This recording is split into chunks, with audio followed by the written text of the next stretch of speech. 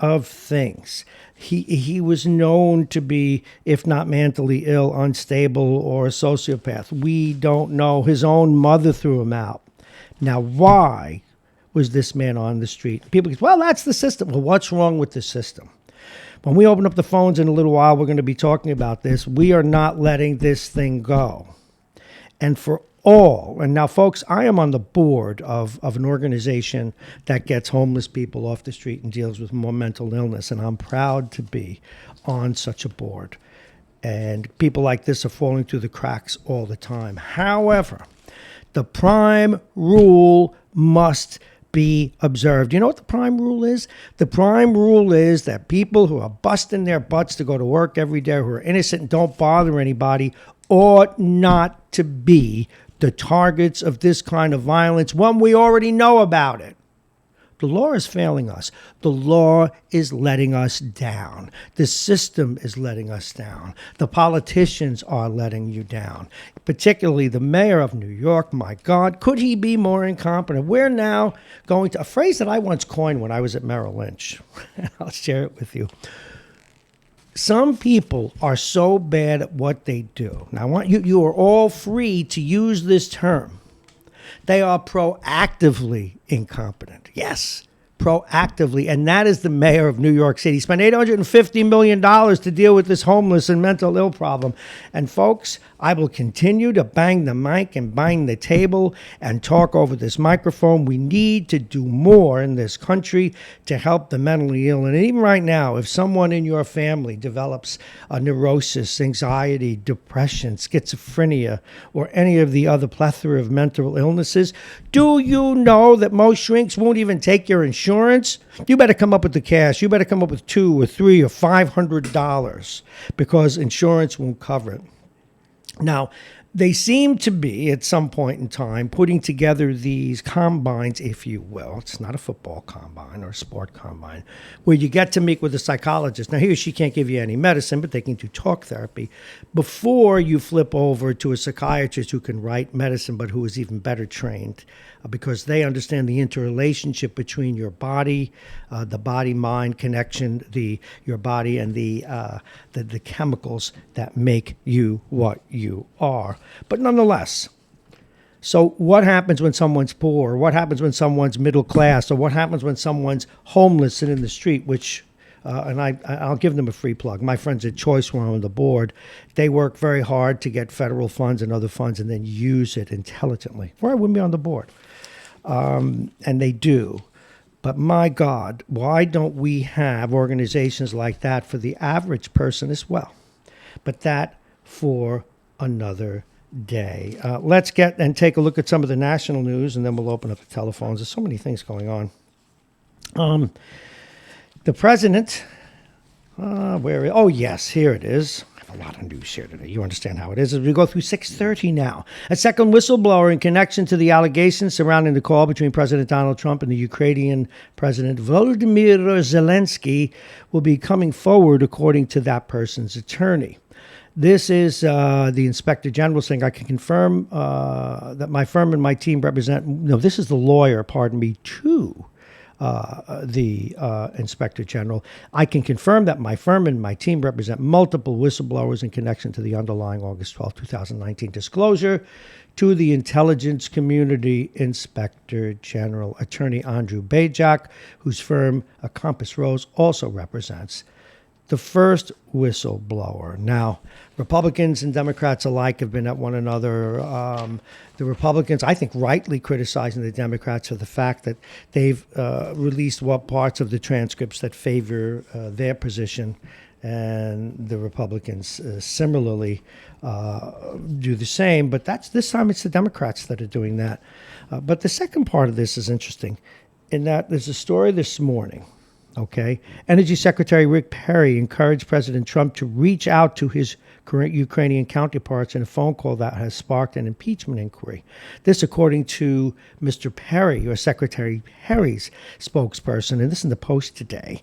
Secretary Perry absolutely supported and encouraged the president to speak to the new president of the Ukraine to discuss matters related to their energy security and economic development. The statement comes after a report quoting Trump telling GOP lawmakers he only called President Zelensky at the urging of Perry. Not a lot of people knew this, but I didn't even want to make the call, Trump told a gathering of Republicans. A rough transcript of the July 25 call shows Trump asked Zelensky to launch a probe into former Vice President Joe Biden and his son Hunter, who work for Ukrainian National Gas Company. A memo of that conversation released last month led House Democrats to launch an impeachment inquiry. However, one of the pieces that is missing from this story is the role of Mayor Giuliani, the president's personal attorney.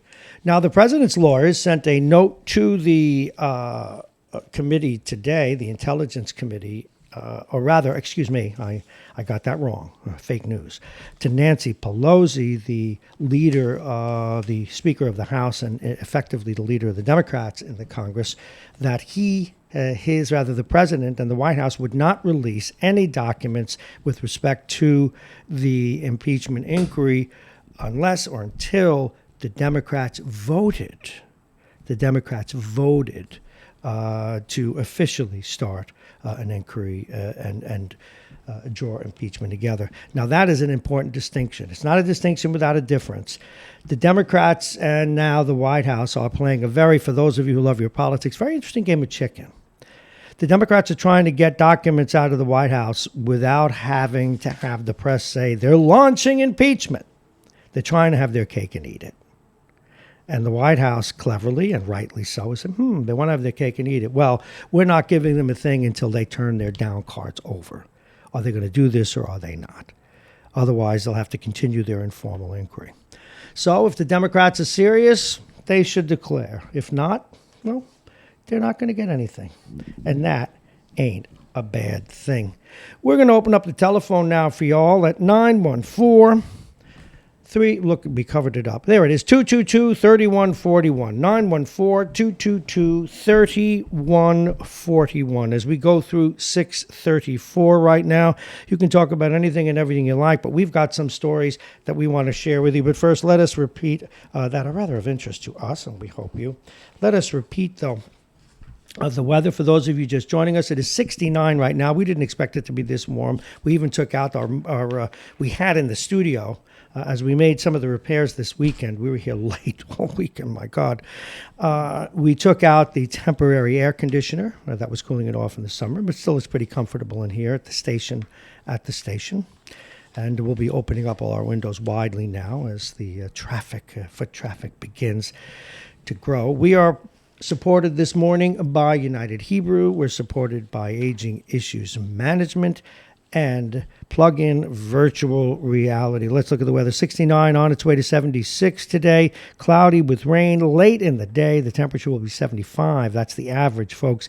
Tonight, mostly cloudy with scattered showers, a temperature of 54. The wind will be out of the north at 5 to 15 miles an hour. Now, here are some of the other stories that are worthy of discussion. And just a couple of notes. Friday, we played music for you after midday in the show. We had some technical issues, and we spent the better part of the weekend fixing them. We expected that.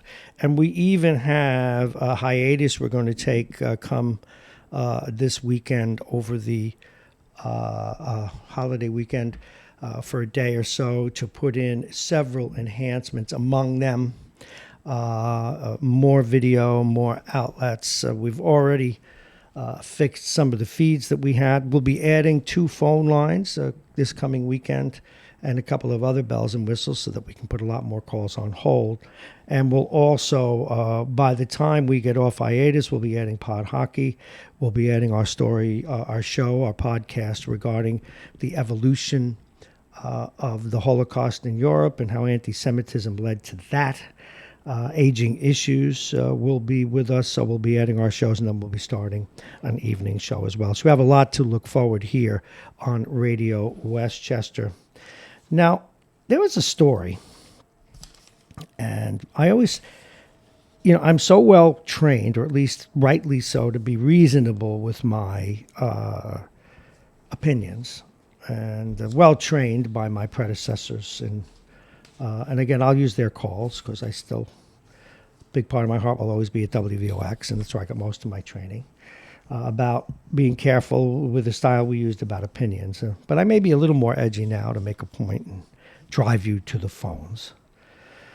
But there's a story about an off-leash husky dog brutally attacking other pets and a killer dog in Central Park. And I always have this issue with dog people. I love animals. And over my lifetime, I've had dogs and cats. But put your dog on a leash. I don't care how well-trained your dog is. Keep it on a leash. There are people that want this dog dead or that want the dog leashed, and the owner won't do it. And this is what I mean by saying sometimes I can be a little harsh with my opinions, and for a while I've been holding my tongue. If someone doesn't put their dog on a leash and it attacks your dog, I'm not talking to the dog part. You have these incidents all the time. It's like playing sports. You take your risks. The person won't do it, you may have to get somebody. I don't have a problem. Let's be blunt. If you put a bullet in a dog's head. Something I wouldn't have said in another station, but now since this is mine, I just said it. If someone is threatening your safety, you have a right to protect yourself. And if someone's going to be arrogant enough to do what they do by leaving a very vicious dog off a leash, do what you got to do. Maybe that's how I should have put it. Do what you got to do. How do you feel about that?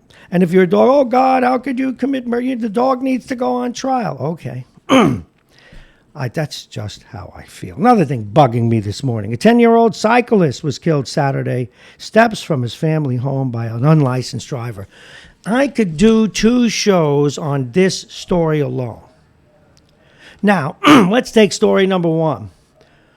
We in New York, and particularly here in New Rochelle, with good intentions, everybody should ride, it's better, everybody should bike ride. Encouraging people to ride a bike in the streets in New York City and even here in New Rochelle. Sorry, city. You're encouraging them to risk their lives. We are not. This place has not been, nor has New York City, although they've tried. We don't have good, safe bike lanes. You want to see a good, safe bike lane?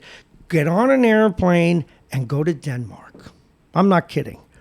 Go to Denmark, go to their major cities. The bike lane takes up a third, maybe even more, a third of the thoroughfares.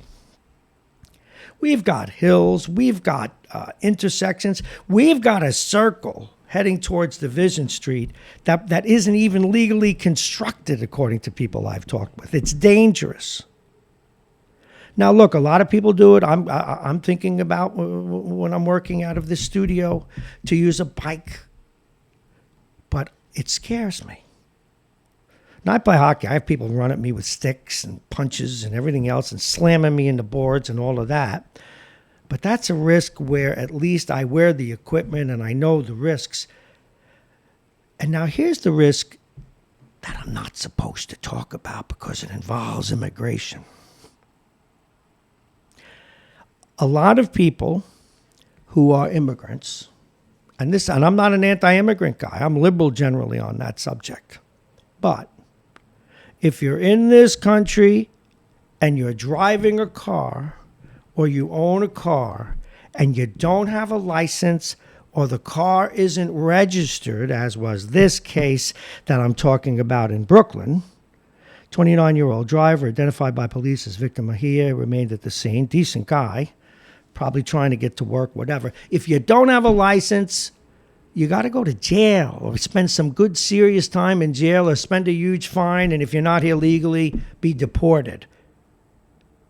Register the vehicle, get insurance. Now, where it gets dicey, and this is where I have a beef with the notion of a sanctuary city. Because we have sanctuary cities, and this is a gut thing. I don't know for a fact. No one's ever said this to me. But how common do you wonder?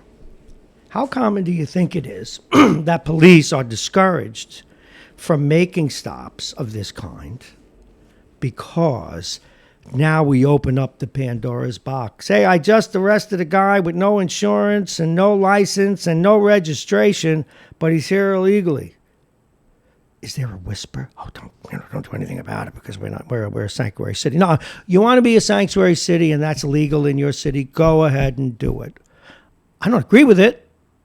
I think there's somewhere in between. I don't think we need to be reporting everybody. I'm not one of those people who thinks we ought to line up all these buses. I think we ought to do something about people who are here illegally in terms of protecting their children, and if they broke the law, sending them out. And by the way, you drive without a license, that's against the law. Of repatriating them in some way here in the United States as citizens. It's got to be a way. Can't deport 20 million people. But if you're a sanctuary city, you need to still enforce the laws that are there. See, I've always had this little notion, and this is someone who's gone from the left to the middle on this. That being me, of course. He being me, or some who knows about the English construction.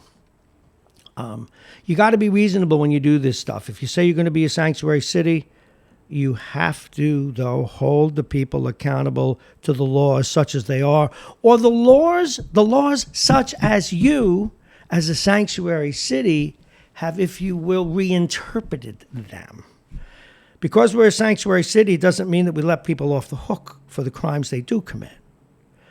And maybe you have to live in a neighborhood where cars are double parked, where people don't use their signals, where people cruise at 15 miles an hour, where people make turns dangerously or speed with tinted windows, and that is a defining feature of that neighborhood to understand what I'm talking about. That's okay. It is what it is. Just enforce it. I'm not asking you to ship people away. And there are plenty of people who are not immigrants that drive without licenses, that drive uninsured vehicles, that get tickets. I certainly do. World famously, it seems, do I get tickets as we pass through 643. But I'm accountable. I have to pay the ticket. I have to go to court. So let's treat everybody the same. That's what the law was supposed to do. So we have all these issues. What to do about animals off leashes? What to do about biking? And see, to bring it back, and maybe I got carried away and didn't make the connection. How is a bicyclist supposed to be safe when he or she may be on the same road with an unlicensed driver or a drunk driver? If you want people biking, and I certainly would prefer to, make it safe. Is that unreasonable? I don't think so. It's 6:44. We're going to open up the telephones, 914-222-3141, 914-222-3141. And when we come back, we have much more to talk about.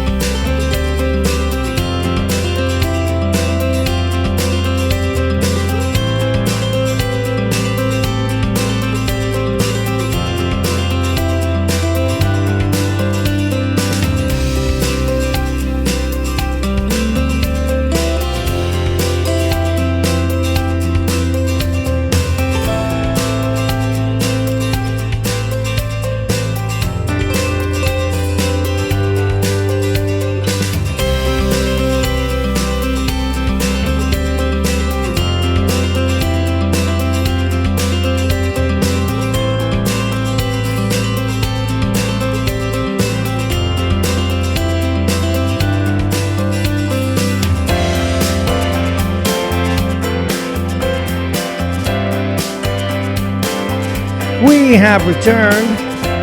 914-222-3141. 222-3141. Let's take a look at what's coming up today.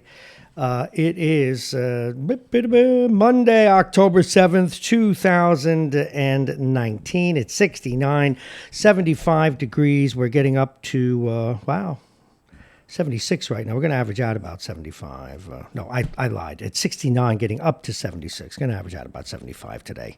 And tonight, we will still get down to 54. Mostly cloudy, though.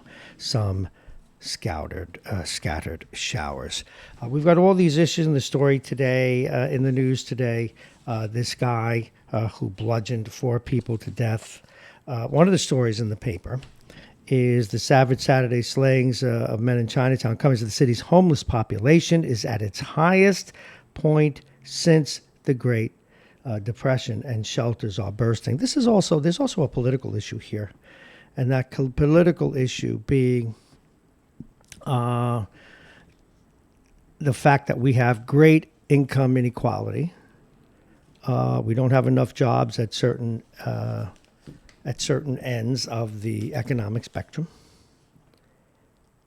And we don't deal well with mental illness. And we absolutely have to get to that. And right now, in fact, I understand that they're having a vigil in Chinatown for the 4 men who were killed.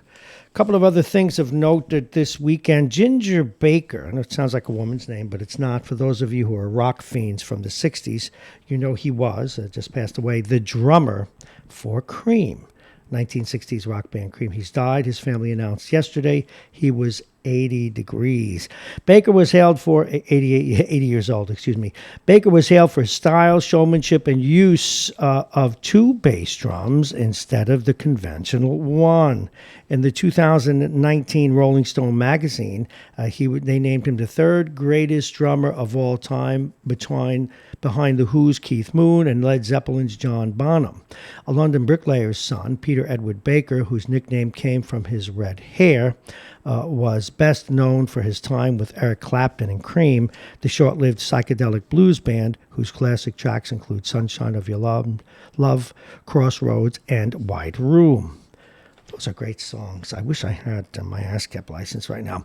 Off stage, Baker was known for his hard-partying, reckless lifestyle. He admitted to The Guardian in 2013 that he relapsed on heroin 29 times. He's lucky he was still alive to 80. His son once recounted a time when his father fed him lines of cocaine as a 15-year-old before the two played a gig.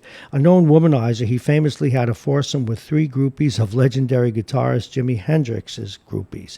The family of the Cream bassist Jack Bruce, with whom Baker often fought and who died in 2014, tweeted, quote, "Ginger was like an older brother to Jack. Their chemistry was truly spectacular. Rest in peace, Ginger."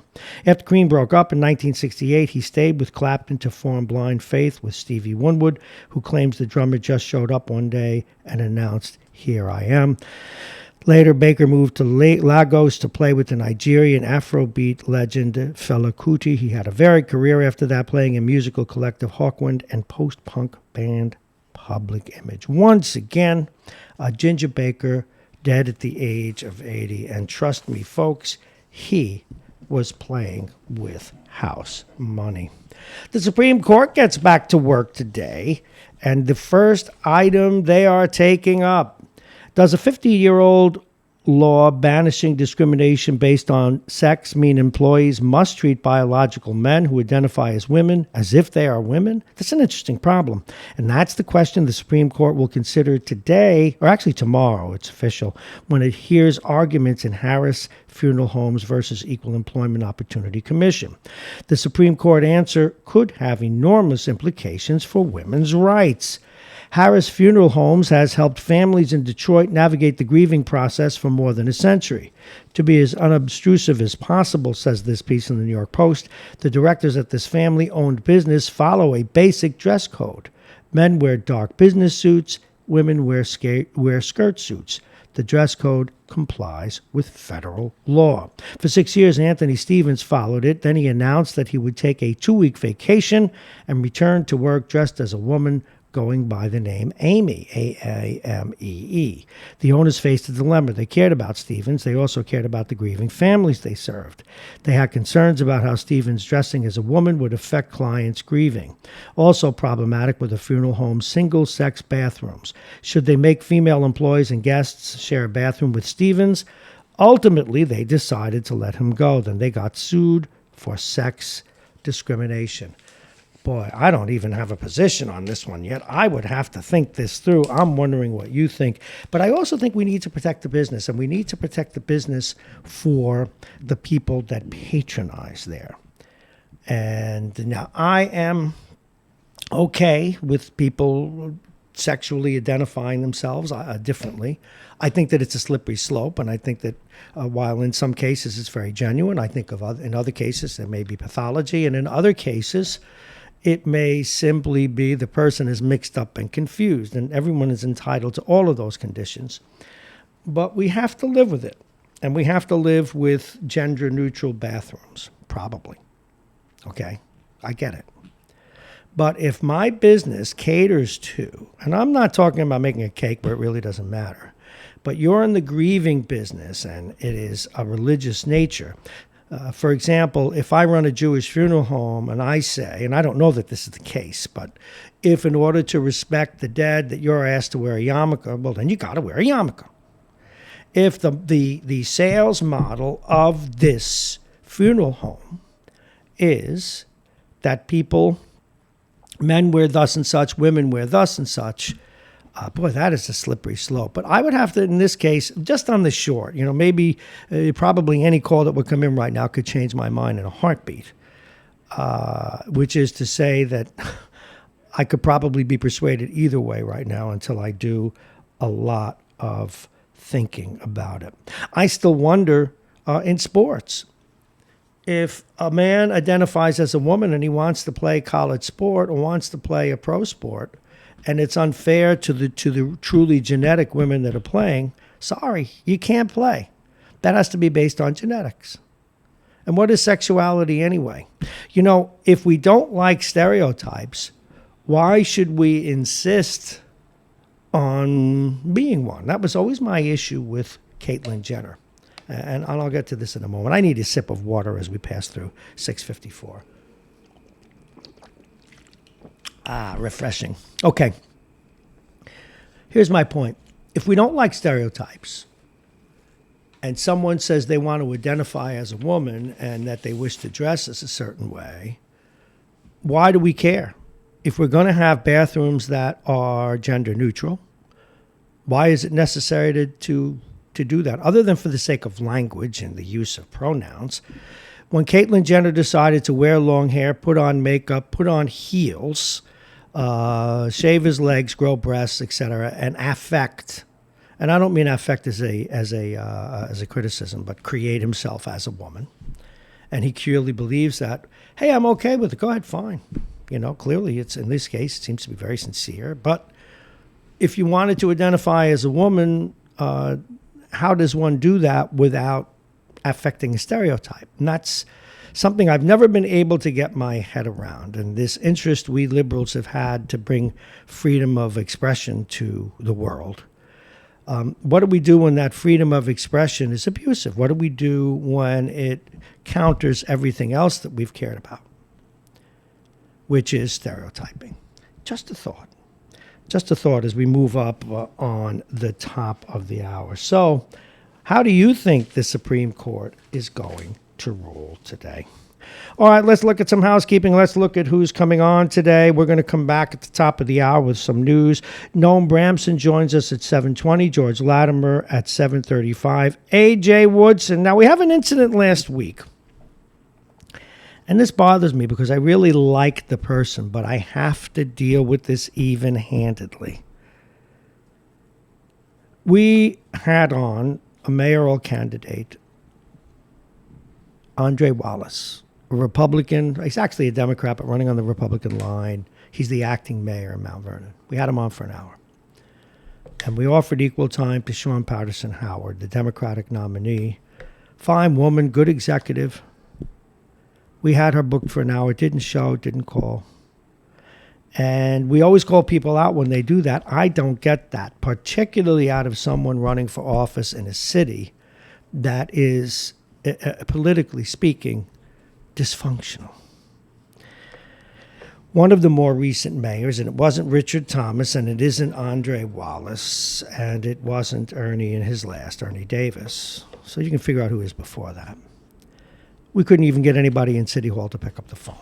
And then you have to go to a conference, news conference in City Hall, and the place was a mess. At other times, you don't get people to call back. At other times, someone who's supposed to be on your show isn't there, or supposed to call in isn't there. And we just infer a little bit. Radio wasn't the beginning and end of the judgment of other people and how they behave and whether they're late or early or anything like that. But if I have, for example, 1, 2, 3, 5 different screens here, and if the same screen or program is unreliable, well, I keep looking at it and I question it, and I wonder if when I come in the morning that will be the computer to break. Well, that's what's happened in Mount Vernon.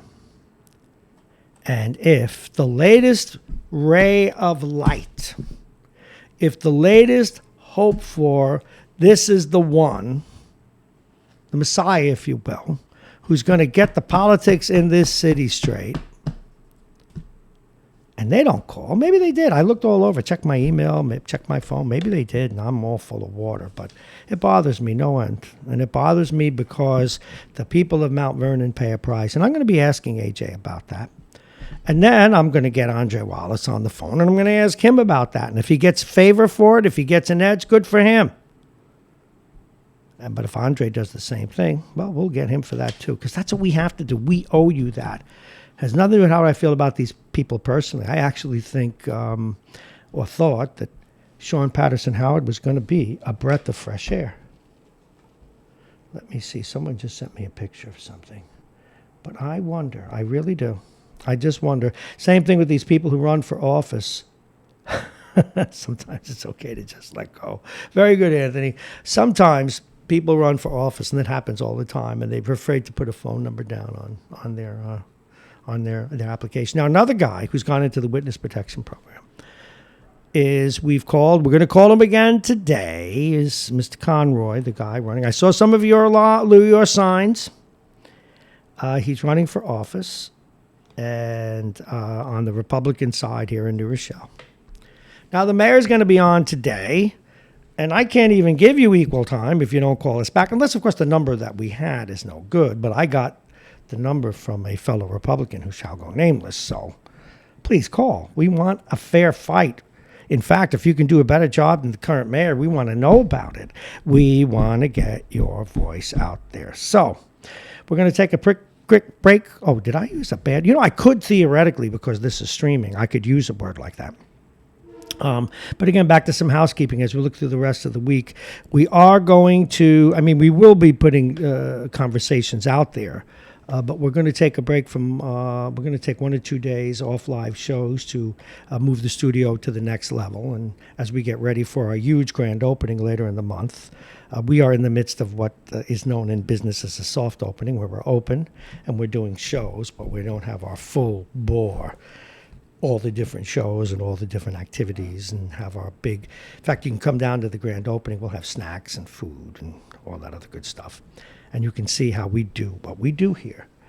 Right now, it is 7 o'clock. You're listening to Radio Westchester. We are live at the New Rochelle train station.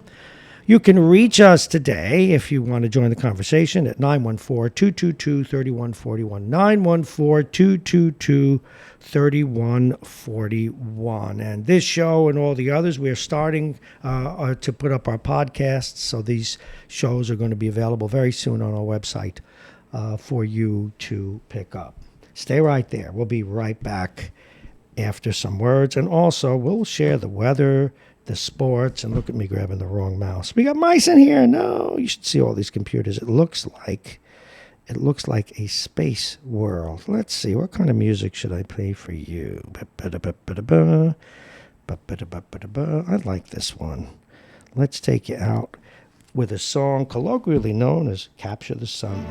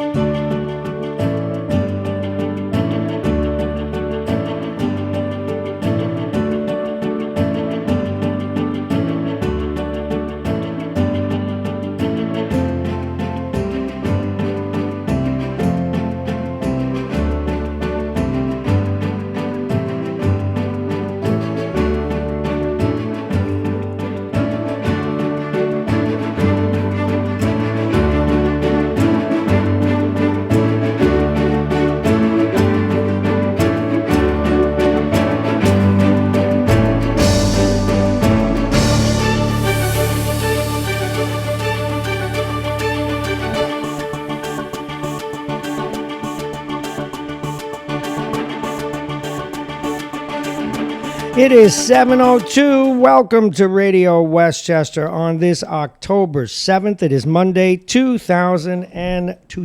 Did I say 2000? 2019. Thank you so much for listening. It is 69, getting up to 76. We are Radio Westchester. This is Mornings with Bob Marrone, and we are the radio station at the train station, all lit up. If you come by, you can see us. You can look in the window. You can see all the lights. They're driving me nuts, and I have to get used to them. We are supported today by United Hebrew, Aging Issues Management, and Plug-in Virtual Reality. And we've got some top stories for you. We've got a Marrone priest accused of abuse. He's placed on leave. We'll talk with you about that in just a couple of minutes. Hacking concerns did delay the purchase of new voting machines, but nonetheless, the Westchester County Board of Elections did purchase them anyway. Joseph Yasinski is out as the Harrison police chief, the third top cop in 3 years to exit. And Westchester Place, it is a development effort here in New Rochelle in the downtown, is designed to cater to the arts. We will be talking with Mayor Noam Bramson coming up in just a few minutes at 7:20. The Giants lost. Daniel Jones got an education yesterday, but the hopes are still high for this young man. The Jets got clobbered again. The New York Rangers are 2-0 with their new acquisitions doing terrifically well, but their defense still looks a little leaky, a little shaky. And the New York Yankees are in Minnesota tonight looking for a sweep. Hopefully it won't be too cold out there, and they won't be looking to sweep snow.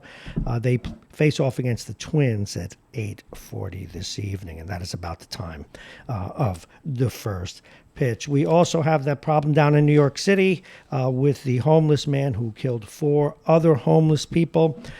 But the real story there is the guy has a record longer than your arm. What was he doing on the street? What is New York City, or even what are we doing here in Westchester and New Rochelle to deal with the problem of mental illness and the problem of homelessness? And a second whistleblower has come forth, their attorney saying that he's not the only other whistleblower, and he is representing several whistleblowers. At least that is the implication. Meanwhile, the president's people, the White House, has contacted Nancy Pelosi and told Nancy Pelosi that they will not cooperate until a more formal inquiry is made. Let's get to those stories now. A pastor at Marrone Church is off the altar and on administrative leave after allegations of sex abuse from decades ago came to light. A letter was sent to members of St. Vito's Most Holy Trinity in Marrone regarding allegations against Monsignor James White. It's one of the latest allegations filed under the state's new Child Victims Act. The Archbishop of New York says the district attorney has already been notified and that allegations against the pastor will be investigated and reviewed. The findings will determine if Monsignor White can return to the ministry. Meanwhile, Monsignor Donald Dwyer of Resurrection Parish in Rye, sound like Elmer Fudd, will serve as the administrator as the investigation continues. Some are coming forward to defend White. The Child Victims Act allows a 1-year pause on the statute of limitations in New York, so any other victims wishing to come forward need to do so by August 14th, 2020. It is 7:06. Westchester County lawmakers put off buying new voting machines in March over concerns they could be hacked and made to add marks on finished ballots. This in LoHUD today. But that's not the end of the story. The County Board of Elections bought them anyway, and we'll be asking George Latimer about that at 7:35. But some lawmakers didn't see it that way and even sought a written legal opinion from county staff attorneys on the move. The county law department concluded in August that the Elections Board acted within its authority, however, under New York state law. So the legislators apparently don't like it. The Board of Elections does. And we will be talking about that later in the program. That's 2 stories. Well, no, it's not 2 stories yet as we go to the next one. Harrison Police Chief Joseph Yasinski retired Thursday after the town was told he had to step down under civil service law. And this was just an issue of the law, folks. He didn't do anything wrong and how it was interpreted. This in LoHUD. He was Harrison's 3rd top cop in as many years after the previous 2 chiefs resigned. Controversies amid controversies. Yasinski, former deputy commissioner of the Westchester County Department of Public Service, was appointed in June 2018 from outside. Although he wasn't described as a temporary hire, officials always knew that that really was the case because under civil service law, governments are required to follow protocols when filling a chief position, and one promoting must do so from a certified list. At any rate, the interpretation was that he had to step down on September 25th. Upon review, the mayor calling the county to double check that, they said, we'll get back to you. When they did, and when they get back, they said, oops, yeah, he should have been gone September 25th. We really weren't sure. So out he is. Now, Ron Belmont said he was told by the County of Human Resources that he did have to step down, and Belmont said the county reversed course and said in a letter Thursday that he had to be removed immediately. So that's all that really happened. But once again, Mr. Belmont has to, Mayor Belmont, Supervisor Belmont, has to appoint a new chief of police. It is 7:08. This here in New Rochelle, again, one of three stories in which we will be talking to the principals. We'll talk with George Latimer this morning. We'll talk with Ron Belmont. And we'll also talk with New Rochelle Mayor Noam Bramson at 7:20 about this. The first leg of a three-tower complex in New Rochelle is slated to break ground this fall. The developer announced this week adding another piece to the revitalization puzzle. This in Lohud. Allstate Ventures, they're slated to begin constructing a total of 410,000 square feet of mixed-use space at these addresses: 64 Center Street, 316 Huguenot Street, and 8 Westchester Place. That's all coming in the next few years. The build is part of the Westchester Place development, and put capitals on Westchester Place, please. Located steps from the New Rochelle Metro North Rail Station, from which we are broadcasting. Allstate's play in downtown New Rochelle will first deliver 144 residences and 1,500 square feet of retail space at 64 Center Street. Bramson said 20% of the apartments at the complex will be priced at below market rents with artist preferences. We'll find out what that means when we talk to the mayor coming up in just a few minutes. Well, we don't know if you have a device in your home to measure CO2 levels. First responders say a man collapsed, though, in Larchmont Saturday afternoon, to be precise, due to high levels of carbon monoxide. News 12, who gave us the story, told the people inside the house on Lundy Lane that they called the fire department in Con Edison to report an odor of gas. The man was rushed to Jacoby Medical Center. Now, generally speaking, CO2 is odorless and colorless, so we're wondering if it wasn't straight-up gas. Something just doesn't seem right. But nonetheless, you really should have those CO2 meters in your house. Red light cameras, one of our favorite subjects in White Plains. 9 cameras at 7 intersections will be installed this month, bringing red light cameras to 12 intersections total.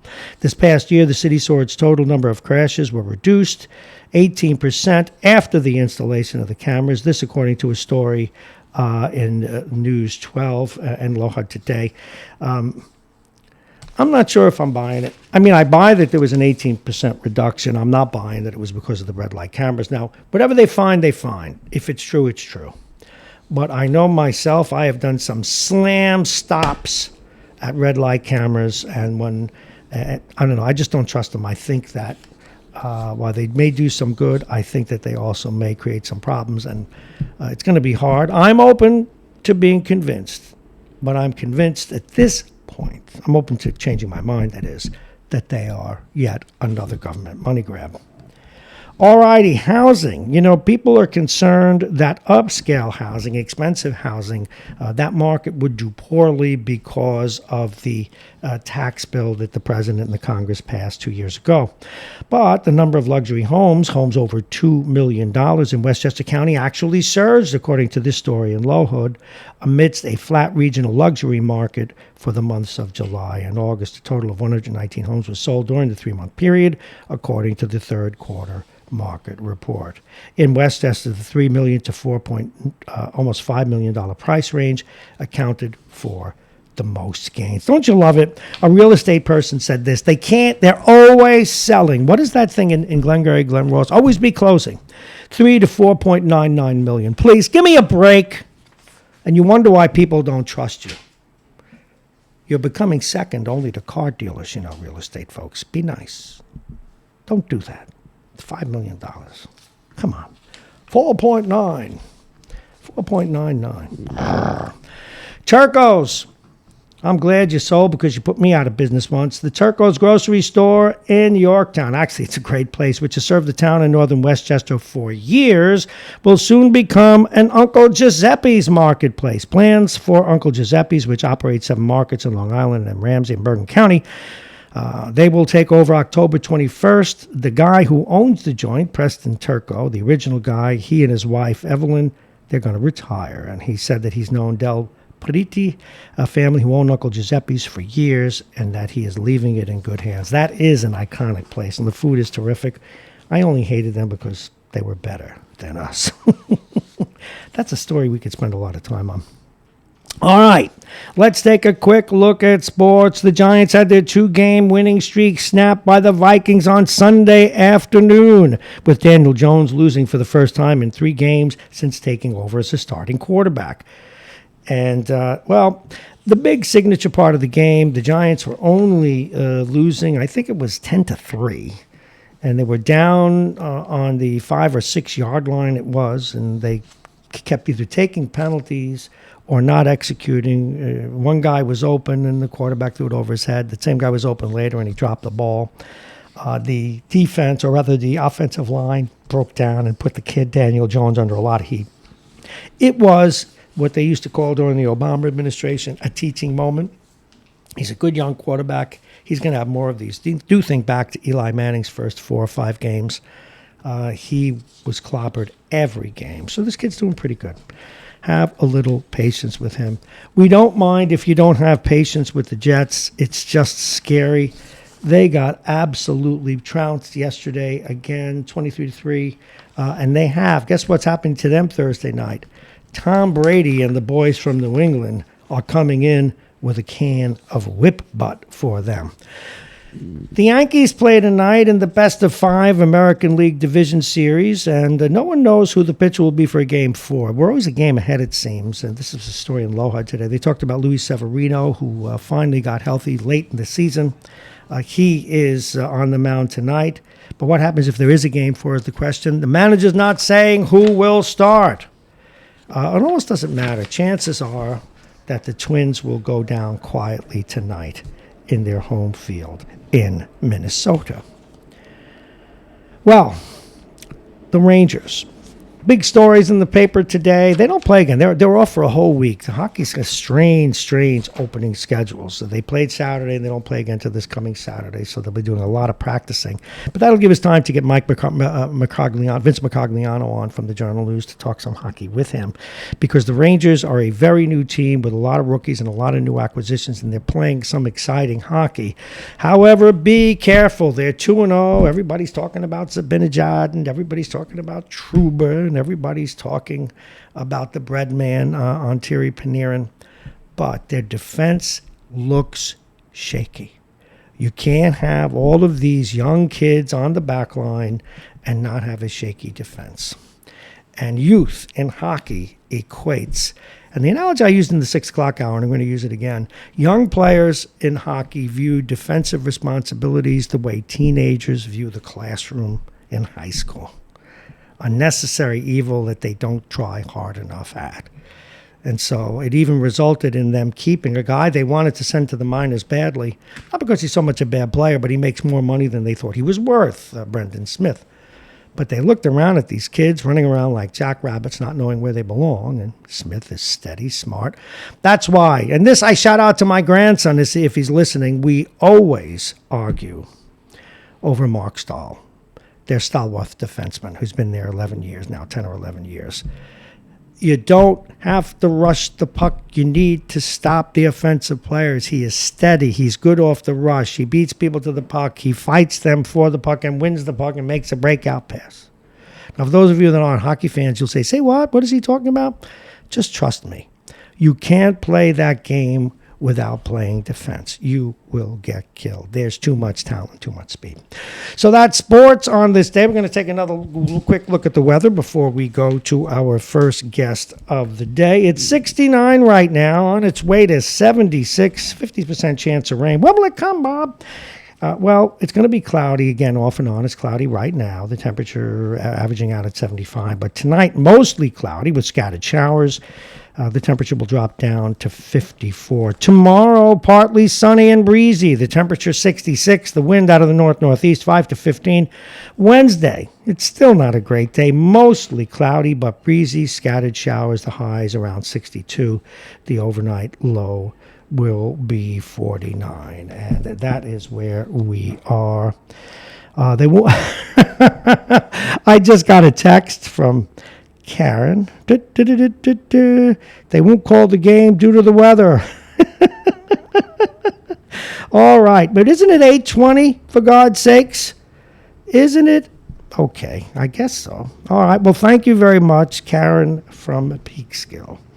They won't call the game. All righty, I see that. Hopefully they won't call the game. I didn't know it was going to rain. Well, I don't think it's going to. Well, remember, tonight it is in Minnesota. Just shouting out. That's when the game is. All righty, I'm looking at all the news. Mayor Noam Bramson's coming up next. What are we going to do about the homeless and mentally ill? That is a story we need to open up the phones about. And that's a lot of news for the first hour and some 20 minutes of the show. We look forward now to more conversations with you. And don't forget the Supreme Court today. The Supreme Court's going to take up gender clarity. Very, very important. Now, someone is putting up cones in front of our studio. I mean, they're not going to shut us down again, are they? They shut us down once already for construction. We've got a couple of days shutdown coming up for enhancements, but that's planned. Don't give us an unplanned shutdown. By the way, and I have to say this gently, one of the mainstays of my former radio station was looking and staring in my windows this morning while I was doing the news at 6:10. I think you showed up at the wrong place. A sweet young man, didn't mean any harm, but staring in here, wondering what he wanted. At any rate, now, I've got to make a comment. Oh, and here goes. Let me get to the phone. I think we got to do business right now. Good morning. You are on Radio Westchester. Hello? Hey, Bob. It's Noam Bramson. Hi, Mayor. How are you? Yes, I can. Can you hear me, Mayor? Good. I can indeed. Am I calling at the right time? Yes, you did. You called just at the right time. I was just finishing a quick comment, but I wanted to be sure. We had some serious phone problems Friday, and I just wanted to be sure I got you, so I took you quickly rather than put you on hold. Sure. Just well, to be I'm sorry safe. to hear about the phone problems, but I guess just the usual growing pains, right? Well, you know what? They are growing pains, things we expected. I just didn't expect them in the middle of the show like we had them.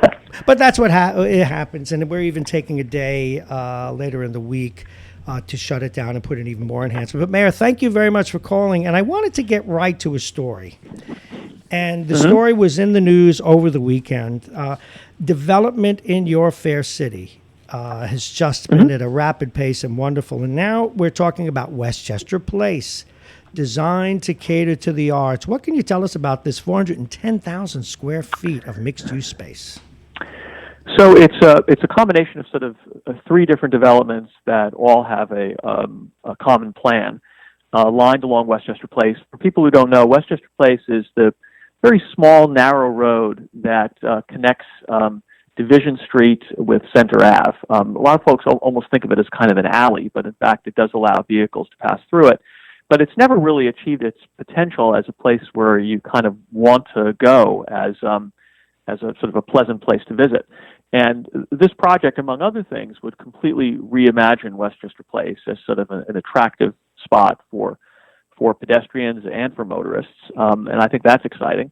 And as you pointed out, there are substantial artistic components to this project. Each of the three structures would contain within it a home for art institution or for arts displays. And it's in keeping with the city's desire to have a downtown that's not just economically vibrant, but also culturally vibrant. And it's appropriate that you'd raise the question today because here we're just coming off Arts Fest weekend. Yeah, just going to mention that. Go ahead. Yeah, well, I mean, a great success. Dozens and dozens of venues, everything from performances to events to studio tours to activities for kids, lots of restaurants that were participating. I'm really grateful to the New Rochelle Council on the Arts for their outstanding work year after year in putting Arts Fest together. And there'll be sort of permanent positive changes that will spring from this weekend. Murals that are being produced by a group called Street Art for Mankind. Mm-hmm. The first of them was just installed at 134 North Avenue. That's Lower North Avenue between Main and Pelham Road, and 5 to 10 more are going to be appearing at prominent locations in and around the downtown, taking what had been sort of blank, dead walls and making them beautiful and attractive. So I'm really excited about this sort of marriage of the creative impulse that exists in our city and the redevelopment, which is enhancing our economy, and I think we're going in the right direction. Well, certainly. And by the way, last Monday we had on Teresa Klump Leghorn, and we gave out some of the brochures she bought. I couldn't believe what the Art Fest this year included. All the different venues, the music, the food. In fact, some free food and free beer, depending on where you went. It seems to get better every year. It really does, and it's impressive on so many levels. It's impressive as just an organizational and volunteer activity to put it all together. It's impressive to see laid out in one enormous brochure just how many different centers of cultural and artistic activity are in New Rochelle. And it's wonderful from the perspective of a resident of the city or of the region to be able to enjoy a weekend of just taking in all of these different activities and displays. I had the pleasure of visiting, gosh, I didn't really count, but quite a few of the venues over the last, Friday, Saturday, and Sunday, including a showing yesterday at Alvin and Friends of a movie film about Ozzie Davis and Ruby Dee that was produced by their grandson, which was very special. So it's great, and it's the sort of thing that makes you appreciate the remarkable strengths of New Rochelle and makes you feel grateful to live in a place like this. My guest is Noam Bramson, the mayor of New Rochelle. We're talking about Westchester Place, which is a series of buildings, including considerations of the arts here in New Rochelle. Mayor, I know when all of this was first planned and people would talk about development and its citizens to be heard, and among experts, there always is this concern to preserve parts of the city that are historic, to include the arts. It's an interesting balance, and how do you achieve that? How do you manage to keep the two? Well, we want to have a harmonious relationship between the old and the new, and even as you encourage new investment and new development, you want to be mindful of the physical structures that represent our past and that in many cases are beautiful, reflect amazing craftsmanship, and that people have grown attached to over the years. So although I think we can do a better job of this, and we're in the process of creating a preservation plan that will help guide us more effectively in the years to come, I think up till now we've done a reasonably good job. So for example, the new project that is just about completed on LeCount Place across from the Residence Inn, that's connected to what had been the Standard Star building years ago. And that old building is going to be preserved and adaptively reused as part of that project. There's a very exciting project that was just approved by the Planning Board about a week ago at 11 Lawton. And that will include preservation and adaptive reuse of the bank building at the corner of Lawton. I saw that, yes. Which is really spectacular building, same architect as the Lincoln Memorial.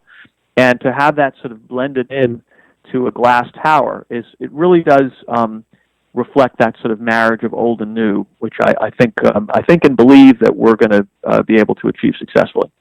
Mayor Noam Bramson, just a couple of notes. I owe you this. We didn't talk about it your first couple of visits, but you are running for office again. It comes up in 2 months.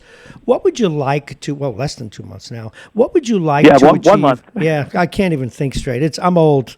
Mayor, what would you like to achieve in this next term? And there are some rumors out there it'll be your last term, but I don't know how you can know that now. But what do you want to achieve in this next term if you're elected? Well, so I could give you a list as long as my arm, but if I had to drill it down to just a few, I think we need to continue executing the downtown plan in an effective fashion, making sure that developers are paying their fair share, that we're all coming out ahead, and that we end up with a vibrant, attractive city center. I think we need to fully execute our 10-year capital plan, which involves the historic investments in roads and parks and infrastructure, the kinds of things that give people a really tangible return on their tax dollars. We have to continue doing work on the environment, moving towards clean, renewable energy, taking care of our natural resources. And we have to make sure that we keep affirming New Rochelle's values. This is a welcoming, inclusive community which celebrates its diversity and which makes it clear that everybody counts. And so, again, that's just a partial list, but if we can accomplish those four things over the next few years, then I think New Rochelle will continue moving in a positive direction. Mayor, how does a city of, I guess we always say 60, we're probably closer to 80,000 people. What is our head count Yeah, now? we're 80, right? 80,000. How does a city of 80,000 people, what can our contribution be to the environment, and how do we achieve it?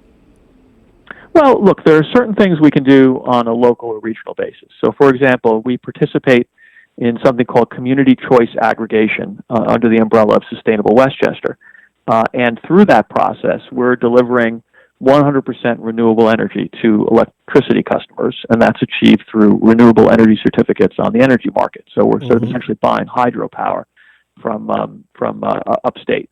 So that's meaningful. We can think about our valuable open spaces and inland water bodies. So right now, for example, there's a major reclamation project for Beachmont Lake that's just getting started, which will involve dredging the lake, restoring its ecology, improving its flood retention capacity. We can concern ourselves with urban forestry. We're planting hundreds of trees every year with a plan to plant hundreds more. Makes our neighborhoods more attractive. It's good for air quality. It helps reduce the urban heat island effect. Even things that are like completely unsexy, like upgrading our sanitary sewer lines, which we're doing in a way that dwarfs prior efforts. That's really all about water quality in Long Island Sound. It's making sure that pollutants are not discharged into the water, so that Long Island Sound will be a clean and beautiful place for environmental and recreational purposes. So there's lots we can do on the local level. And although I have no illusions about a city of 80,000 being able to confront climate change for the entire world, but we can align ourselves with other communities by making statements that this is important. You know, the We Are Still In movement, of which New Rochelle is a part, which was founded when the Trump administration withdrew from the Paris Climate Accords. That's an important statement of our values, that we care about the environment we leave to future generations, and I'm proud that New Rochelle is part of it. Well, Mayor, you certainly did mention a number of issues. We're in a closing moments with Mayor Noam Bramson. You know, driving in today, I was listening to on NPR, I guess it was, a story about how the Amazon rainforest, if they keep logging and they keep taking forestry away, it's going to affect the whole planet. It's the biggest oxygen supply. It's often called the lungs of the world. With good reason, and it does illustrate the degree to which we're all interconnected these days. We may think that we can live in splendid isolation and that global problems won't affect me or my family or my community, but in the end, we're all interconnected, and we need to be thinking about what we can do in our own lives, in our own cities, to help address these global challenges. Mayor, I want to thank you very much. Continued good luck on your reelection campaign, and we'll talk to you again next week. Thank you so much, Mayor Noam Bramson. Thanks, Bob. A pleasure. Take care. Have a great day. And also, I forgot to mention to wish him a happy, or whatever the appropriate word is for Yom Kippur tomorrow. This is the one, the only Radio Westchester. And a very interesting thing is going on. Since we're live and since we're at the train station, a workman has just put orange cones around my building. And now they're putting up don't enter tape. And there's the visitor from my old radio station waving in again. That's interesting. I wonder if they're going to shut me down. Hey, if anybody's listening, I should have asked the mayor because this just happened. If anybody is listening, do you know if I'm going to be shut down again without knowing it? It's always possible here on Radio Westchester. What I started to talk about before we went to break, and we're going to George Latimer in just a few minutes, is I've reached out to one of our regular guests and one of our regular, and this happens in radio, and one of the things about being the GM here, I can be very honest, is general manager, by the way, if you're wondering what the acronym means, and he hasn't called me back, and this is a guy who would normally talk to the wall, and I'm wondering if he has been, threatened's not the right word, but we have local radio and we have competitors, and that's all fair. I mean, it's fair even if it's true. Well, first of all, two can play that game, but I won't threaten people. This is, you come as you please. We're not going to say, oh, you went on another radio station, you can't be here. We're not going to do that. Other people do that, not us. But I'm wondering if a longtime caller has been, well, a little timid. It's possible. I don't know. Maybe it's not true. What do I know? Anyway, we're going to take a quick break. We're going to go to the weather, and when we come back, we'll talk with George Latimer. Stay there.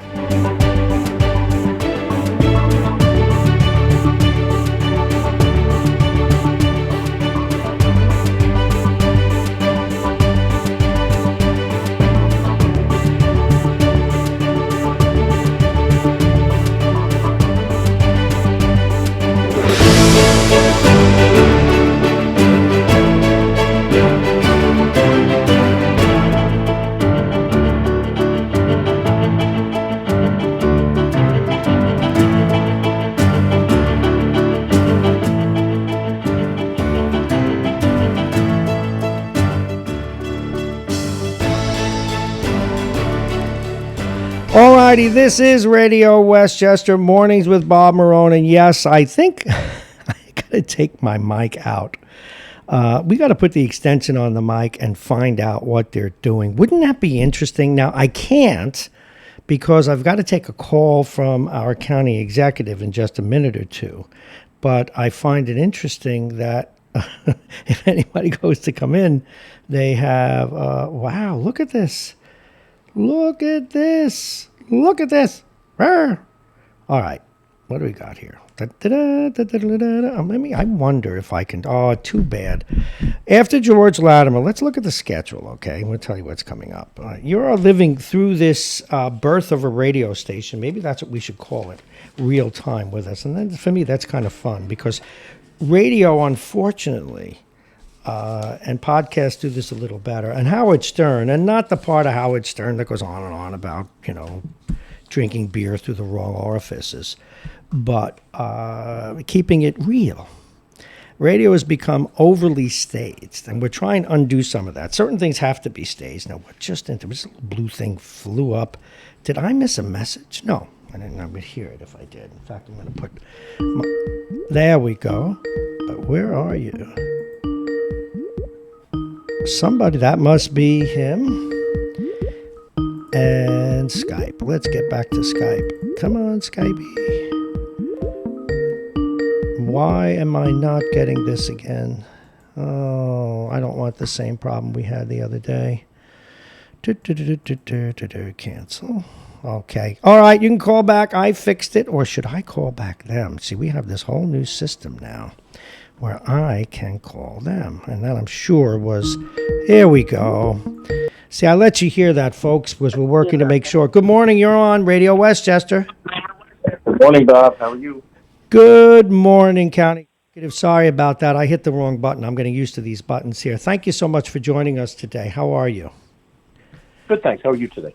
Pretty good. It's interesting. You don't run New Rochelle, but they just, you're going to get a kick out of this, Mayor. They just roped off my radio station, and nobody can get in here. I think they're going to do work on the building, and they didn't tell me. Unbelievable. Anyway, let's talk with what you're here for. First of all, Things seem to be going well at the county, and I wanted to ask about these voting machines. There was a story today about their hacking concerns. The legislator's not crazy about it, but there's nothing that they can do about it because of the way the laws are. This is in the purview of the Board of Elections. You aware of this issue? Oh, yeah. And the Board of Elections, the County Board of Elections, is more the child of the State Board of Elections than they are a standard department of county government. We have to budget in their stead as we do for the district attorney and the county clerk. For the county clerk, the district attorney are separate elected officials, and they're both constitutional positions that have responsibilities that are embedded in state law. And the same is true of the County Board of Elections. So it is true that the decision to buy the election machines did not belong to the county executive nor the County Board of Legislators. And it didn't matter whether we liked it or didn't like it. That's within the purview of the County of Elections. Now, let me say this. I think the problem here is at the State Board of Elections. The State Board of Elections certifies those machines that are available to be bought, and no others can be bought. So you're given a parameter. The concerns over hacking electronic equipment has come into play now ever since we left the old lever machines and we went to these new electronic machines. And there's a fear out there. The fear is palpable. You know, there absolutely was manipulation of the 2016 election nationwide. I don't believe we saw any of it here in Westchester County. But the bottom line is when you have a close election of any sort, you want to have confidence that every vote was counted properly and accurately, and nothing was stolen and nothing was manipulated. And the concern is that any of the machines that have been authorized may have that potential. I tend to think just generically that with today's computer age, that the intelligent hacker can figure out how to hack anything that's tied to a computer. That's a concern. That cybersecurity is something that is, is something that's a nationwide concern, not just a Westchester concern. But the problem we have is that there is no mechanism to look at other machines other than those that were authorized by the state board. So the county board of elections did that, and they bought the machines that were allowed, and here we are. Well, okay, and I guess that makes sense, and we're stuck with it. And I think I did ask Andy Spano about this, and he said that the election machines were fine. So I know there are these concerns about hacking. Let's move on. We are with County Executive George Latimer here on Radio Westchester. He's here each and every Monday at this time. Next up, how's the budget coming along? Well, we're still in the process of working through the departmental requests, the requests from the different not-for-profit agencies and the different legislative requests that come from the district base. We will have our first public discussion of the budget input session. We won't have a budget together at this point, but we established this last year for the first time, and it will continue this year. On Tuesday, I believe it is Tuesday, October 15th, we will have a session at Sarah Lawrence College, Bronxville, Yonkers, and then we'll have another one Wednesday, the 23rd, October 23rd, in Peekskill, where we invite people to come in and talk about what they'd like to see in the budget. The budget will not have been finalized by that point. However, we have to deliver an operational budget to the Board of Legislators by Friday, November 8th. We will do that. And then the Board of Legislators will have formal public hearings on the budget itself. The budget then will be established. So we're not just getting input, as the executive branch will be doing on the 15th and the 23rd, but then you'll have 3 bites of the apple. And I believe they have one of those scheduled for Mount Vernon, and one of those, the Board of Legislators has one up in Portland, and then the final one will be in White Plains. So between all of these locations, we're giving people a good chance to sort of input on the budget, get their opinions out there. Obviously, you know that I made some commitments based on the sales tax realities. I indicated that we would present a budget to the board that would not increase property tax levy, and I mean that. That's what we're going to do. And it's going to be a battle, because I intend for the final product to not increase taxes, which means I'll have to work with the board. They'll have priorities. They'll have things they want to spend money on, and we'll have to adjust priorities to accomplish their needs, but at the same time do so within the context of not raising taxes. So we've got some work ahead of us. And then the other piece of it is we're required by the charter to deliver the capital project budget sooner. and that's going to be out on the 15th, I believe, of October. And the capital project will cover the different physical projects of improvement as opposed to the operating costs of the county budget. So what roads, what bridges, what are we going to do to the sewer treatment plants, what capital improvement to the parks. Now, we've gone many years without sufficient capital project spending, things that would, make sure that our assets don't deteriorate. Just like having a house, if you go each year, you don't spend any money on clothes, your house is going to fall down around you. So we're certainly going to come in with a list of capital projects that we think are important and urgent. But then the Board of Legislators has the opportunity to assess all of the different projects, rearrange certain priorities, and if they vote for a budget with those rearranged priorities, and then we sign that budget, then that becomes the effect of law. So that's what's ahead of us in terms of the budget. I think last year was our first budget. We did so with some great financial restrictions on us. This year, I think we have a stability in our finances that's going to be very helpful and will give us a chance to have a decent budget that doesn't raise taxes, but does operate the county properly. Well, that's certainly, that's a lot of information to digest, but it makes a lot of sense. We've got another issue for you. Now, I'm sure you saw the story out of New York with the homeless person. We haven't had anything like that here in Westchester, but I did have a question. Obviously, people are concerned now about homelessness. What can the county do? What efforts are being made? And we have an issue here in New Rochelle, and we talk with the mayor and others here about that. From a county level, what involvement can they have? Well, the county is tasked by the state government to handle the problem of homelessness, people who do not have a residence and will choose to sleep out in public, out in the street corners and on the lawns. Unlike places like California, we do not have the kind of weather that allows you to do that year-round. So certainly in the heart of the winter, when the weather gets cold and you can die from exposure overnight, the county has emergency drop-in shelters that we create. They're not meant to be a permanent place for you to stay, but a place for you to stay that night. And then separate and distinct from that, we have homeless shelters, usually in our major city cores. Right now, we're looking at sites in both Yonkers and Peekskill to try to deal with the homeless housing issue there.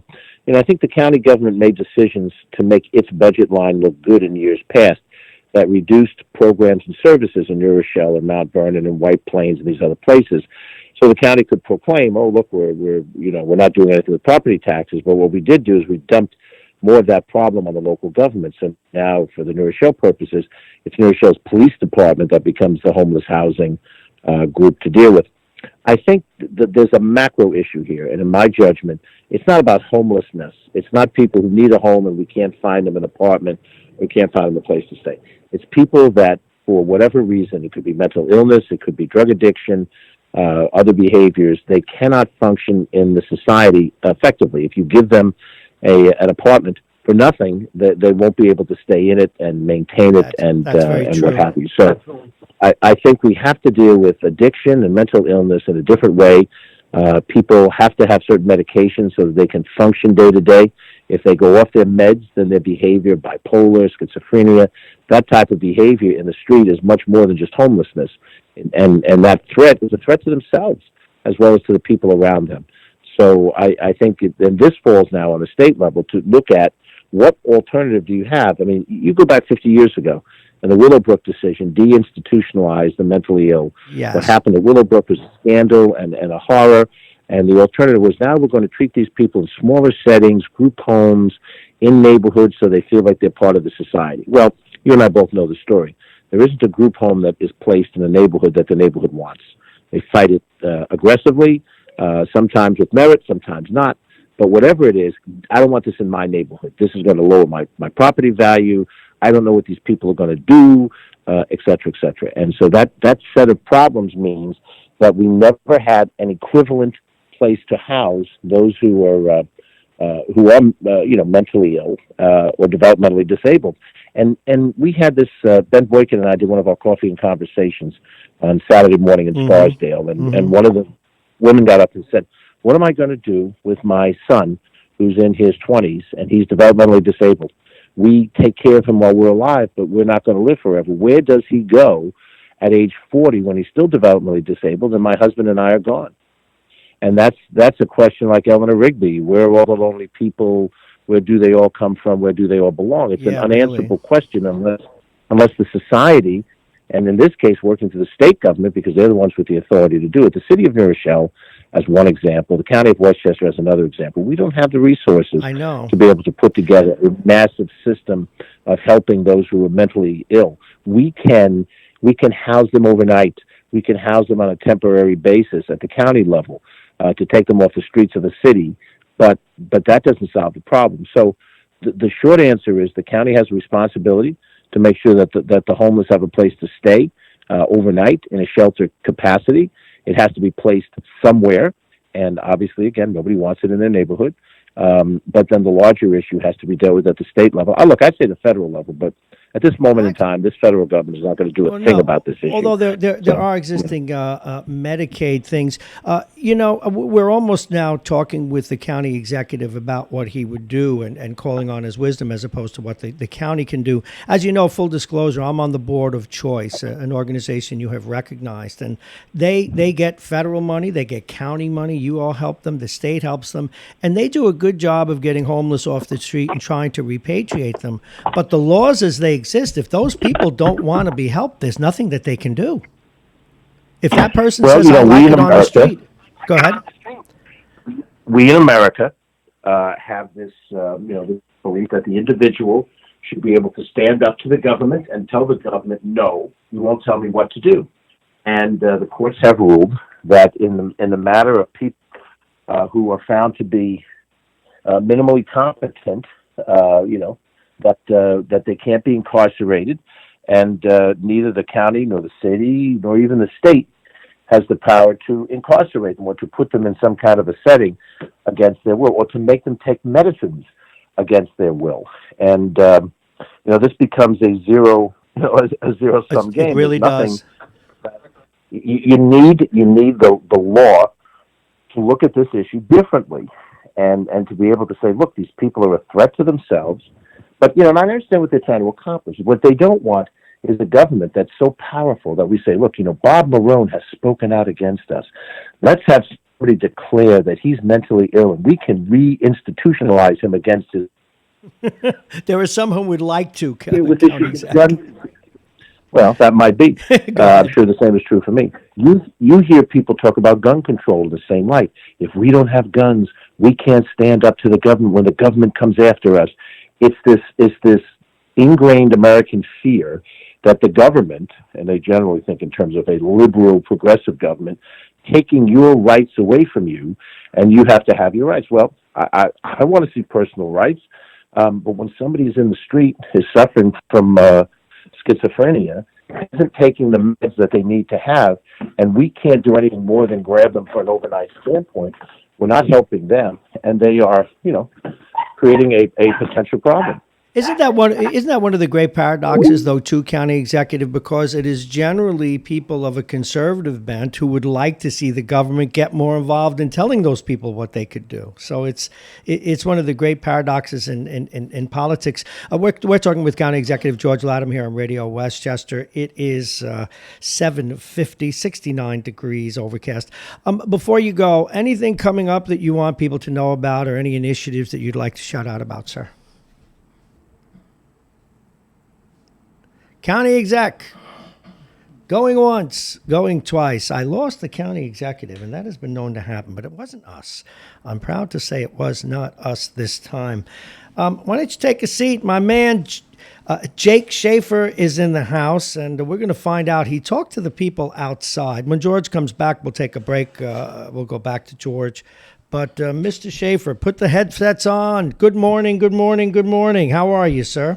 Got my cans on. You got your cans on. They just roped off our building.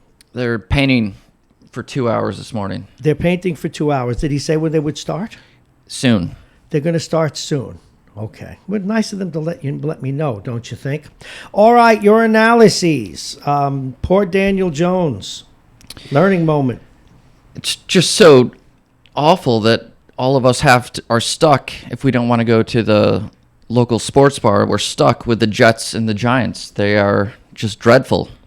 and that's how you have Well, to but the spend your. Giants, I don't know if the Giants are totally dreadful. I mean, they got a rookie quarterback who's getting his going through his paces. He's earning his bones. No. I'm not a Giants fan, so I don't. Oh, so really- you don't yeah. because you're not a Giants fan, you don't cover the Giants. No, I'm just stuck in. You're stuck in Jetland. Do you take medication? I don't want to be in Jetland. Do you take That's medication even worse than for being a Giantland. Jet fan? Okay, now you are a Yankee fan. No, don't like the Yankees at all. Oh, that's right. You're a Tampa Bay Ray fan. Yeah. How do they do? I do like the Metropolitans. Oh, you do like the Mets. Yeah. Okay. Who should be their next manager? I like Buck Showalter a lot. I prefer Girardi, but I'll take either of them. Yeah. Okay. But I don't trust this GM 1 second. Will you be watching the Yankees tonight? I will. Okay, you will be watching The Rays are on at 1. Oh, so you'll be watching your Tampa Bay Rays. What is the status of that series? It it is. 1-1? You're gonna win your free meal. Ha! I'm already tasting it, as you might imagine. All righty. Did you visit the card show this weekend? I did. What I got was it to like? meet Daryl Strawberry. Yeah. Got a little sound from him. What did he have to talk about? It's interesting. We'll pull it. It just seems like he could care less about anything to do with baseball. He just has no interest in anything about baseball. Well, what did you guys talk about? Basket weaving? I probably should have, but I asked him about things that we've been talking about in the last couple of weeks. I asked him about the tightly wound baseballs. What did he say about that? Didn't care. I asked him about. What do you mean he didn't care? Well, I'll play it. We'll play You're it. You're a new broadcaster. We'll find out. He didn't care. That ought to inspire your. Well, does he think he's an expert in anything else? With all due respect to Darryl Strawberry, he hasn't exactly been over in Oxford talking about climate change. I don't think he's been at the Kennedy Center dealing with performance art, and I don't think he was at MIT studying nuclear fusion. What did he have to talk about? That he's sober? He's been telling us that for 15 years. He's a very big man. I didn't want to ask him about the last drug he took, but I had 3 questions I wanted to ask him. He was nice enough to answer them. Oh, let's go. What'd you ask him? I asked him about the baseballs. I asked him about. I'm not talking about it. Next. Asked him about the next Mets manager. And I'm not talking about it. I asked him about the National League Cy Young Award winner. How did he answer it? I know we're going to play the sound later in the week, but how did he answer Isn't that it? Shouldn't be a tease. No, because people want to hear it from him. I want to know what he said. He was very disinterested in all of the questions. No, you're concluding. Remember, we do the news. What did he say? Well, when I asked him about the manager, he pretty much said, well, they should find someone that's good. Okay. And what did he say about the baseball? He doesn't want to. He doesn't even want to think about that. And what did he say? What's the Probably because it hits his pocket, but because no shoot. I almost cursed, which I can do but I won't. And what was the third question? And about DeGrom, he said that he pretty much just said DeGrom's a good pitcher, and a good pitcher is going to win the Cy Young. Wow, really full with answers. What was he there for? What was he doing? Signing autographs. Just to make money. All right. $45 an autograph, an extra 20 if you want to say to Bob Marrone. Love Daryl Strawberry. That's. You mean if he mentions my name and another $20? Mm-hmm. You didn't get an autograph, did you? No. Good. That's one of the things, and you'll learn this. And you haven't asked me, but I'll tell you. I have never. I'm doing radio 15 years. I have never asked for an autograph. I've never asked to take my picture with one of these people. I find it to be once I asked for an autograph for my grandson, and then I got to know the guy really well anyway, was with Mike Richter from the Rangers. But any pictures I have, and some of them will be up in the studio, were taken by other people. Like when I was interviewing, my favorite, to be honest, is when I was showing Mariano Rivera Spalding.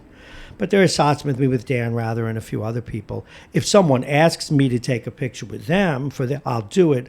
But I find it, and I know my promotional people hate that I don't do that. I find it to be narcissistic. If I don't do a good job behind the microphone, who gives a spit about who I met? I mean, it has some value. I'd rather tell you about who I interviewed because it was interesting. And there's a long list of that, and eventually we'll post it on Facebook because people don't what they don't think I appreciate, and I do send a large thank you to my last radio station. They don't appreciate the power of local radio and the guests that we get. There's no one really that we've had presidential candidates. I've had presidential candidates, great writers. In fact, a lot of the great writers that this show, and I say this show of all its iterations, has had on. In my last gig, we didn't do that. It was considered too local to do that, which is fine. But we had Dean Koontz was a regular here. Baldacci was, I'm bringing all those people back. Baldacci was a regular. And Mary Higgins Clark was a regular. And those are great authors. In fact, they're interesting. Baldacci seems to come out with a book a week. And Dean Koontz actually believes in that supernatural stuff. But what I'm saying is, I'd rather tell you who I interview, but I just find that cheap.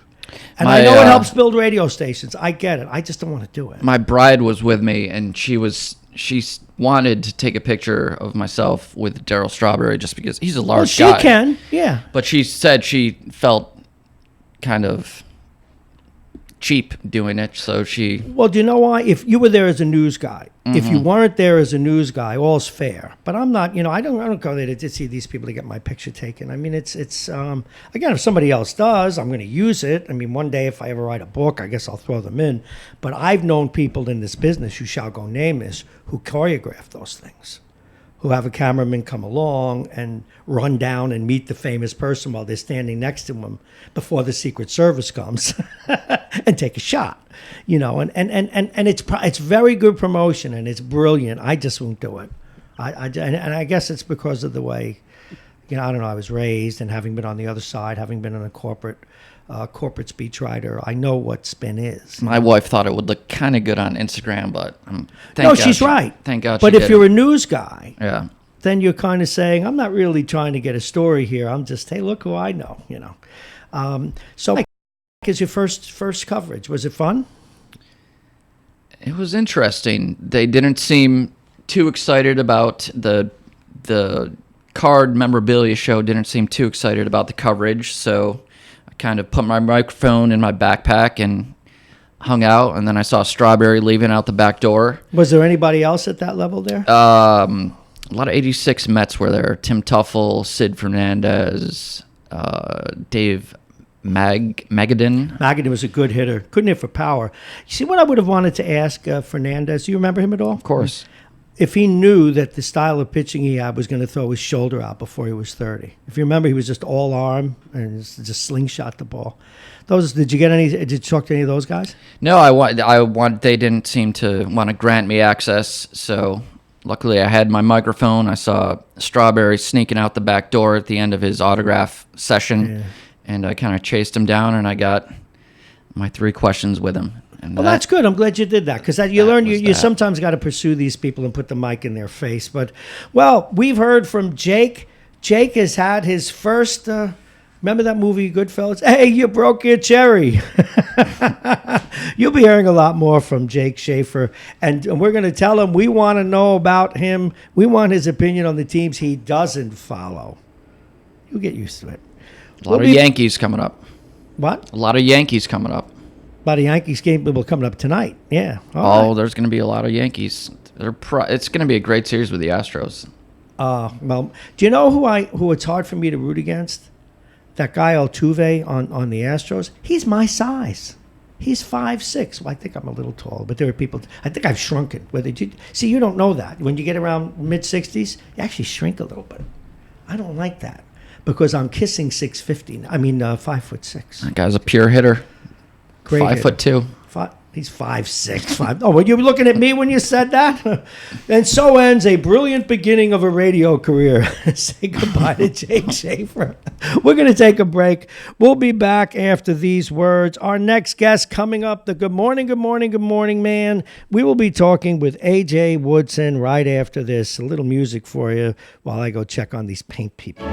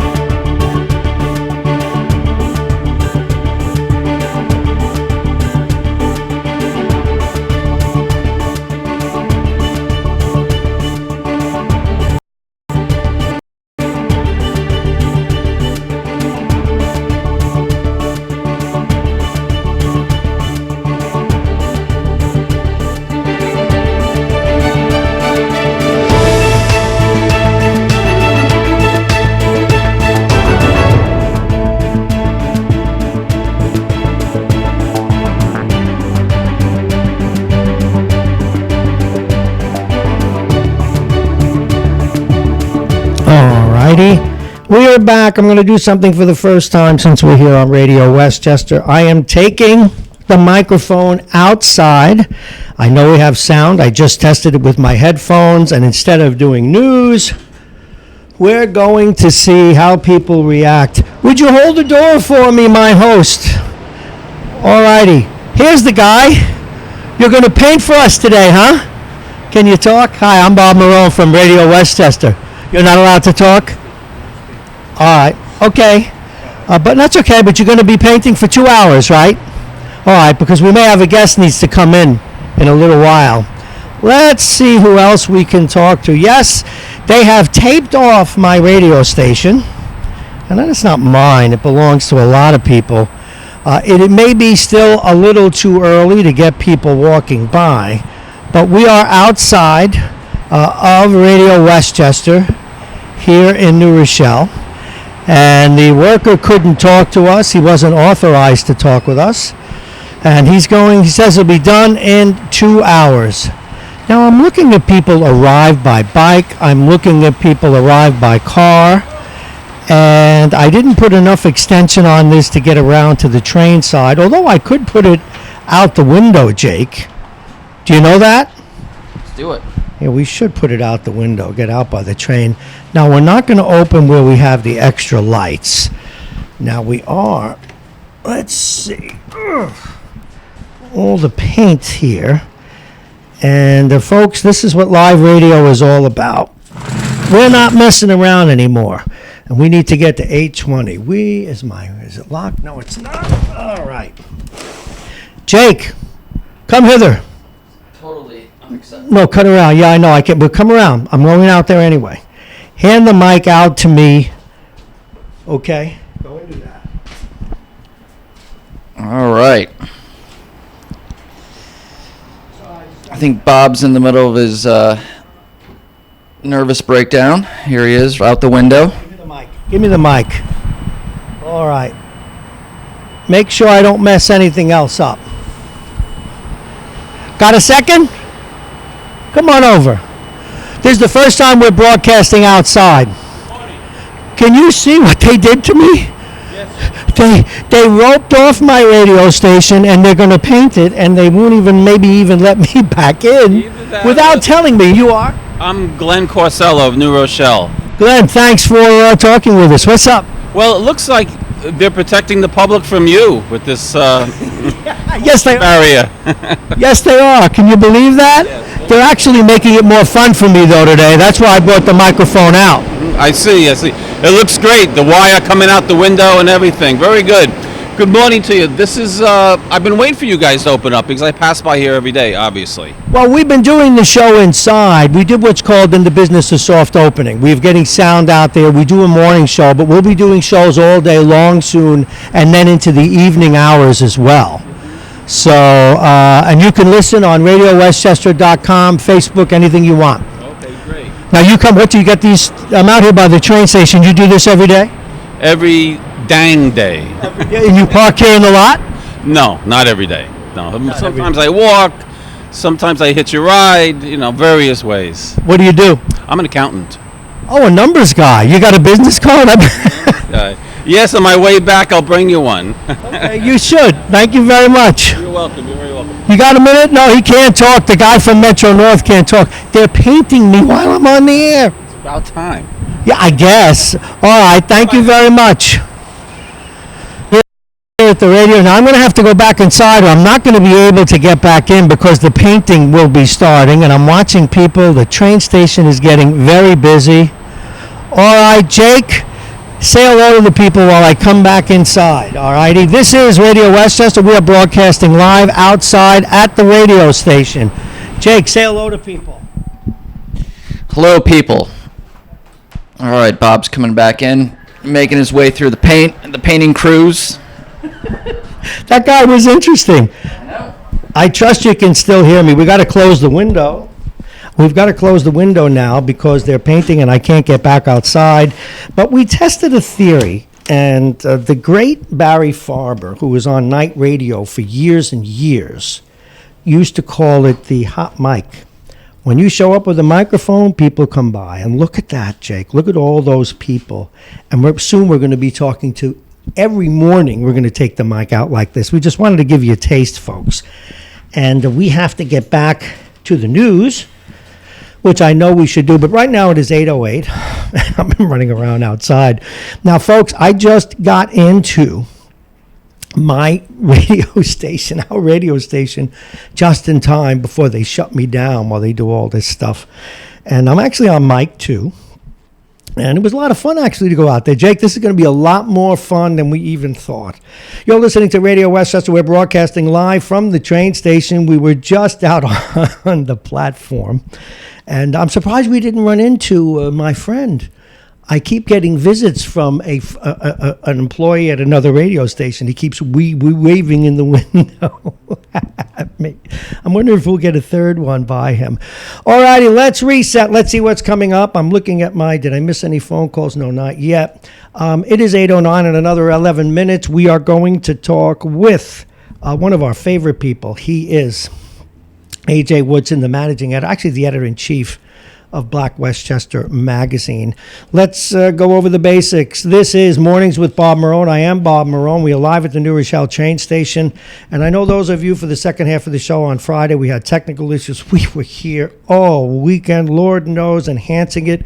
Later in the week, things are fixed now for this, but later in the week, we'll be making some other changes so that when we resume in the following week, we will be out on the train station. We will have a segment every day out on the train station talking about items in the news. So if you're one of those people that want to advertise and be known for what we're going to be doing, you will want. Look at these people. And now, Jake, I'm not the one that said this, but I have to quote Jake on this because I have his mic, actually. Yes, I know there are a lot of gorgeous women out there, Jake, but I'm not like you. I don't look at them. I don't care. It doesn't bother me in the least. It doesn't impress me that right by this window, hundreds of beautiful women. I don't care. I don't care, Jake. You're a faithful man. It doesn't bother me at all. All righty, let's get back to it. Let's take the weather first. It is 69. It's a little humid today, getting up to 76. We're broadcasting live from the New Rochelle train station where we're now locked in because of the paint. You cannot make this up that they didn't tell us. All right, let's take a little bit more. I need to put my reading glasses on. It is 69 today, cloudy with rain late in the day. The temperature will average out at 75. Tonight, mostly cloudy with scattered showers. The temperature will be 54 degrees. The wind will be out of the northwest, 5 or 50 miles an hour. Tomorrow, partly sunny and breezy. The temperature will be 66. The wind will be out of the northeast at 5 to 15. Wednesday, mostly cloudy and breezy with scattered showers. The high will be 62. The overnight low will be 49 degrees. And that's the weather for today. Let's take a look at some of the big stories. We talked with George Latimer briefly about this one. Westchester County lawmakers put off buying new voting machines in March over concerns they could be hacked and made to add marks on finished ballots. The County Board of Elections bought them anyway, and that's what bothered them. And as we heard from the county executive, it is their right and in their purview. It is sanctioned by the state. We did talk with Andy Spanel, who works up at the State Election Commission, and all is well with that idea. We also spoke with Mayor Noam Bramson in the 7 o'clock hour. The first leg of a 3-tower complex here in the city is slated to break ground this fall. The developer announced this week, adding to another piece to the revitalization puzzle. Stop googling outside. They're looking at them. Don't drool on the windows, Jake. Allstate Ventures is slated to begin constructing a total of 410,000 square feet of mixed-use space at 64 Center Avenue, 316 Huguenot, and 8 Westchester Place in the coming years. The build is part of its Westchester Place development located steps from the New Rochelle Metro North Station. Allstate's play in the downtown will be, their first will be 144 residences at 1,500 square feet. And another story making news today, and we'll be talking with this individual later in the 8 o'clock hour. Police Chief Joseph Yasinski retired Thursday from Harrison. And this after, he's the third police chief to leave in as many years. The other two because of problems and incidents, with them even in jail as we speak. But in this case, it was simply procedural.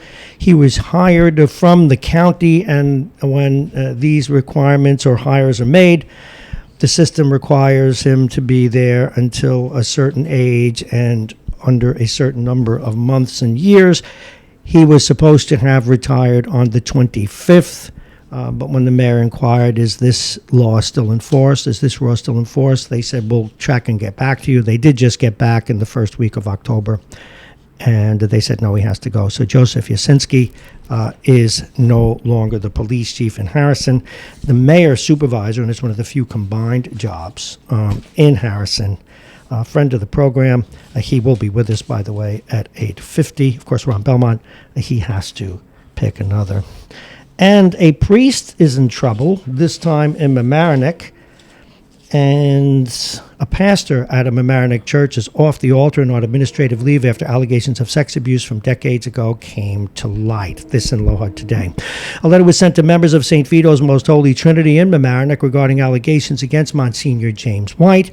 In one of the latest allegations filed under the state's new Child Victims Act, the Archbishop of New York says the district attorney has already been notified and that allegations against the pastor will be investigated and reviewed. The findings will determine if Monsignor White can return to the ministry. Monsignor Donald Dwyer of Resurrection Parish in Rye will serve as the administrator as the investigation continues, and that investigation will go forward. In sports, we asked our main man about this a little while ago. Jake was not interested in the Giants, but I was.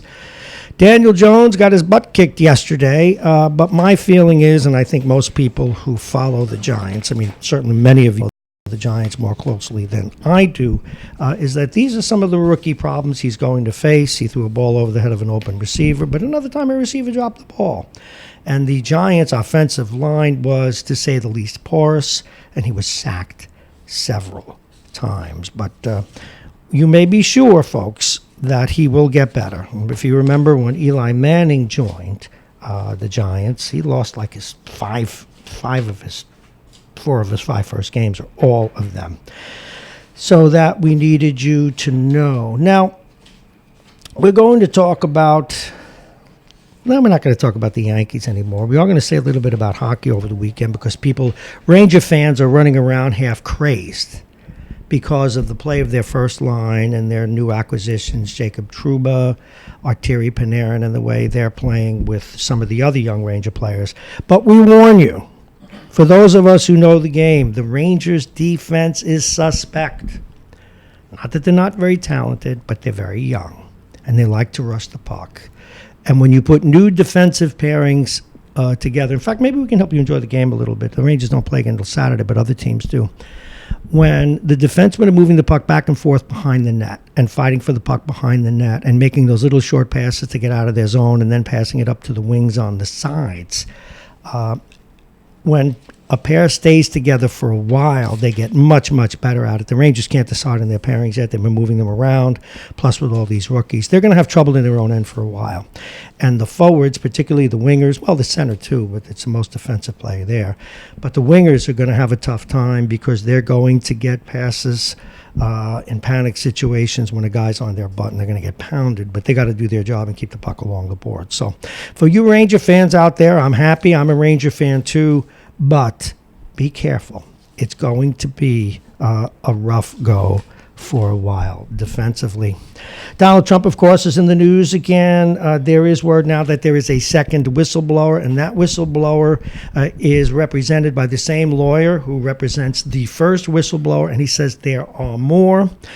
Nonetheless, the president is saying now, and this in the New York Post today, that Energy Secretary Rick Perry was the one who encouraged the president to reach out to his Ukrainian counterpart, and that it had all to do about business, nothing about politics. But nonetheless, we have the transcript, we have the political comments, and we have the former mayor of New York making a case.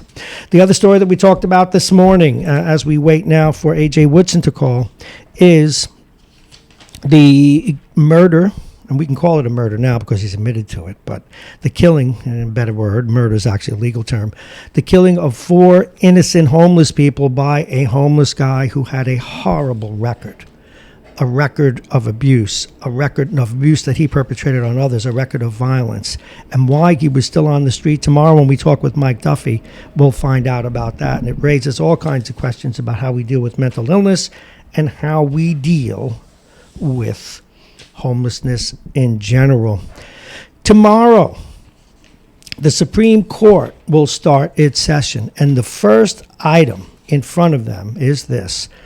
And we'll praise it with a question, as they did in the New York Post today. Does a 50-year-old law banning discrimination based on sex mean employers must treat biological men who identify as women as if they are women? That's the question the Supreme Court will consider Tuesday when it hears arguments in Harris Funeral Homes versus Equal Employment Opportunities Commission. The Supreme's answer could have enormous implications for women's rights. Harris Funeral Homes has helped families in Detroit navigate the for more than a century.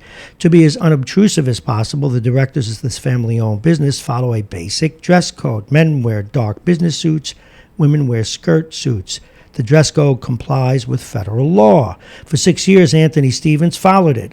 Then he announced that he would take a 2-week vacation and return to work dressed as a woman, going by the name of Amy.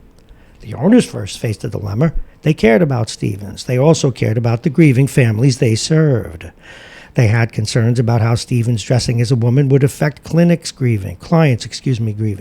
Also problematic were the funeral home's single-sex bathrooms, should they make female employees and guests share a bathroom with Stevens. Ultimately, they decided to let Stevens go. Then they got sued for sex discrimination. An interesting problem. The Equal Employment Opportunity Commission during the Obama years sided with Stevens. President Trump's Department of Justice has supported the funeral home. Team Trump has the better legal argument, most people feel. The Civil Rights Act of 1964 bans employment discrimination because of sex. That means no double standards for men and women. You can't have a funeral home that hires only men and women, funeral directors and women as morticians. You can't have an accounting firm that promotes aggressive men for being manly but punishes aggressive women for being unladylike. While the Civil Rights Act bans these double standards, it requires that, quote, neither asexuality nor androgyny, unquote, as the unanimous High Court ruled in 1998. So they've got a lot of work to do, and it raises all kinds of questions. The one that I've always raised in this regard is this, Jake, and you can I'll put on mic 3 for you since I'm now on mic 2, is when, and this is a question, not a conclusion, when Caitlyn Jenner became left Bruce to be Caitlyn, you know, if that's how he deeply feels, and clearly he does, for him to go through all the things he did, from hormone shots, and I do believe he has had sex correction or assignment surgery. What he's done with his face and his dresses and his high heels and all of that, but that's okay and fine. But I did have a question. If you look at the civil rights movement and the gender movement and women's rights earlier, they eschewed, they were repulsed by stereotypes. Fair enough. But when someone decides to become a woman, are they not using the stereotype to make that happen? Isn't that a bit of a paradox? Well, you read the studies. What do the studies say? You go through with it, and it happens, and you think you're elated. Life is great. But what do the studies say? You come back to earth, and it's a lot of the people that have gone through with this They have buyer's remorse? commit suicide. Do we know how many? What percentage? I think it's close to 70%. Are you serious? Yeah. You got to get that study, because I've not heard that before. And if it's your opinion right now, but you're putting it out. It's a month or half a year. They're elated. I finally made my decision, but then this whole life. This whole life is about nothing's a panacea. Nothing will remove existential dread. We're all going to die. That's why movie stars, poets, they also can leave the planet, because they realize that nothing is a panacea. We need to do that study, because I was unaware of that. Now, I don't know about you, but I have met people who were men or originally, or still are gay men, some, who clearly are so feminine and so completely female that they're attractive, that they're fetching. And you can see in those people that I don't think it ever changes for them. I think they're fine. I think that there are other people who maybe aren't sure or are confused, or as the saying goes, fluid sexually. And I think that those folks are more troubled. Even as genuine as it may be, they are nonetheless troubled by that conflict. We're going to reach out to A.J. Woodson now. He was going to be with us. If you're going to Westchester, of course. Oh, I'm getting all kinds of texts. That's good. People were listening to the guy on the street. What does TTYL mean in shorthand? Talk to you later. Oh, okay. I don't know this stuff. I'm old. Do you understand that? Now, let me see where my man, where is AJ? Where is AJ? All right, we're saying, where is AJ? We just texted him. He should be calling in. Unless he did call in. No, I missed that. See, my new phone system, what's good about it is it tells me the time I missed a call, and I didn't miss any calls. So, we'll get him. And, okay, now we do have other stuff to talk about. In a few minutes, we're going to be talking with Hezi Aris. Now, Hezi Aris is one of those people that motivated me to do this. And when you say motivated me to do this, my partner and I, when we formed this radio station, partners, there's more, formed this radio station, we wanted to really take free speech to the next level. But we also wanted to provide a platform for people who were doing the dirty work in our cities, doing the investigative reporting, getting their lives threatened, getting sued, or getting fingers pointed at them for doing the tough stories. And one of them is Hezi Aris. Hezi Aris was the editor of the Westchester Guardian while it was still around. And throughout the whole time, he still had the Yonkers Tribune. And there was another paper he was with, too, a couple of other papers. And he still runs the Yonkers Tribune. He also has his own radio show on another streaming service. And he does the dirty work in Yonkers. And trust me, to do the dirty work in Yonkers is to always be ink-stained and scarred. So we're going to be talking with him at 8:35. And AJ, you know what we're going to do? We're going to call AJ on the phone. This happened. He's such a busy guy, covers a lot of stories at night. Maybe he doesn't know that we're here. So we will tell him. I mean, not that we don't have another stories.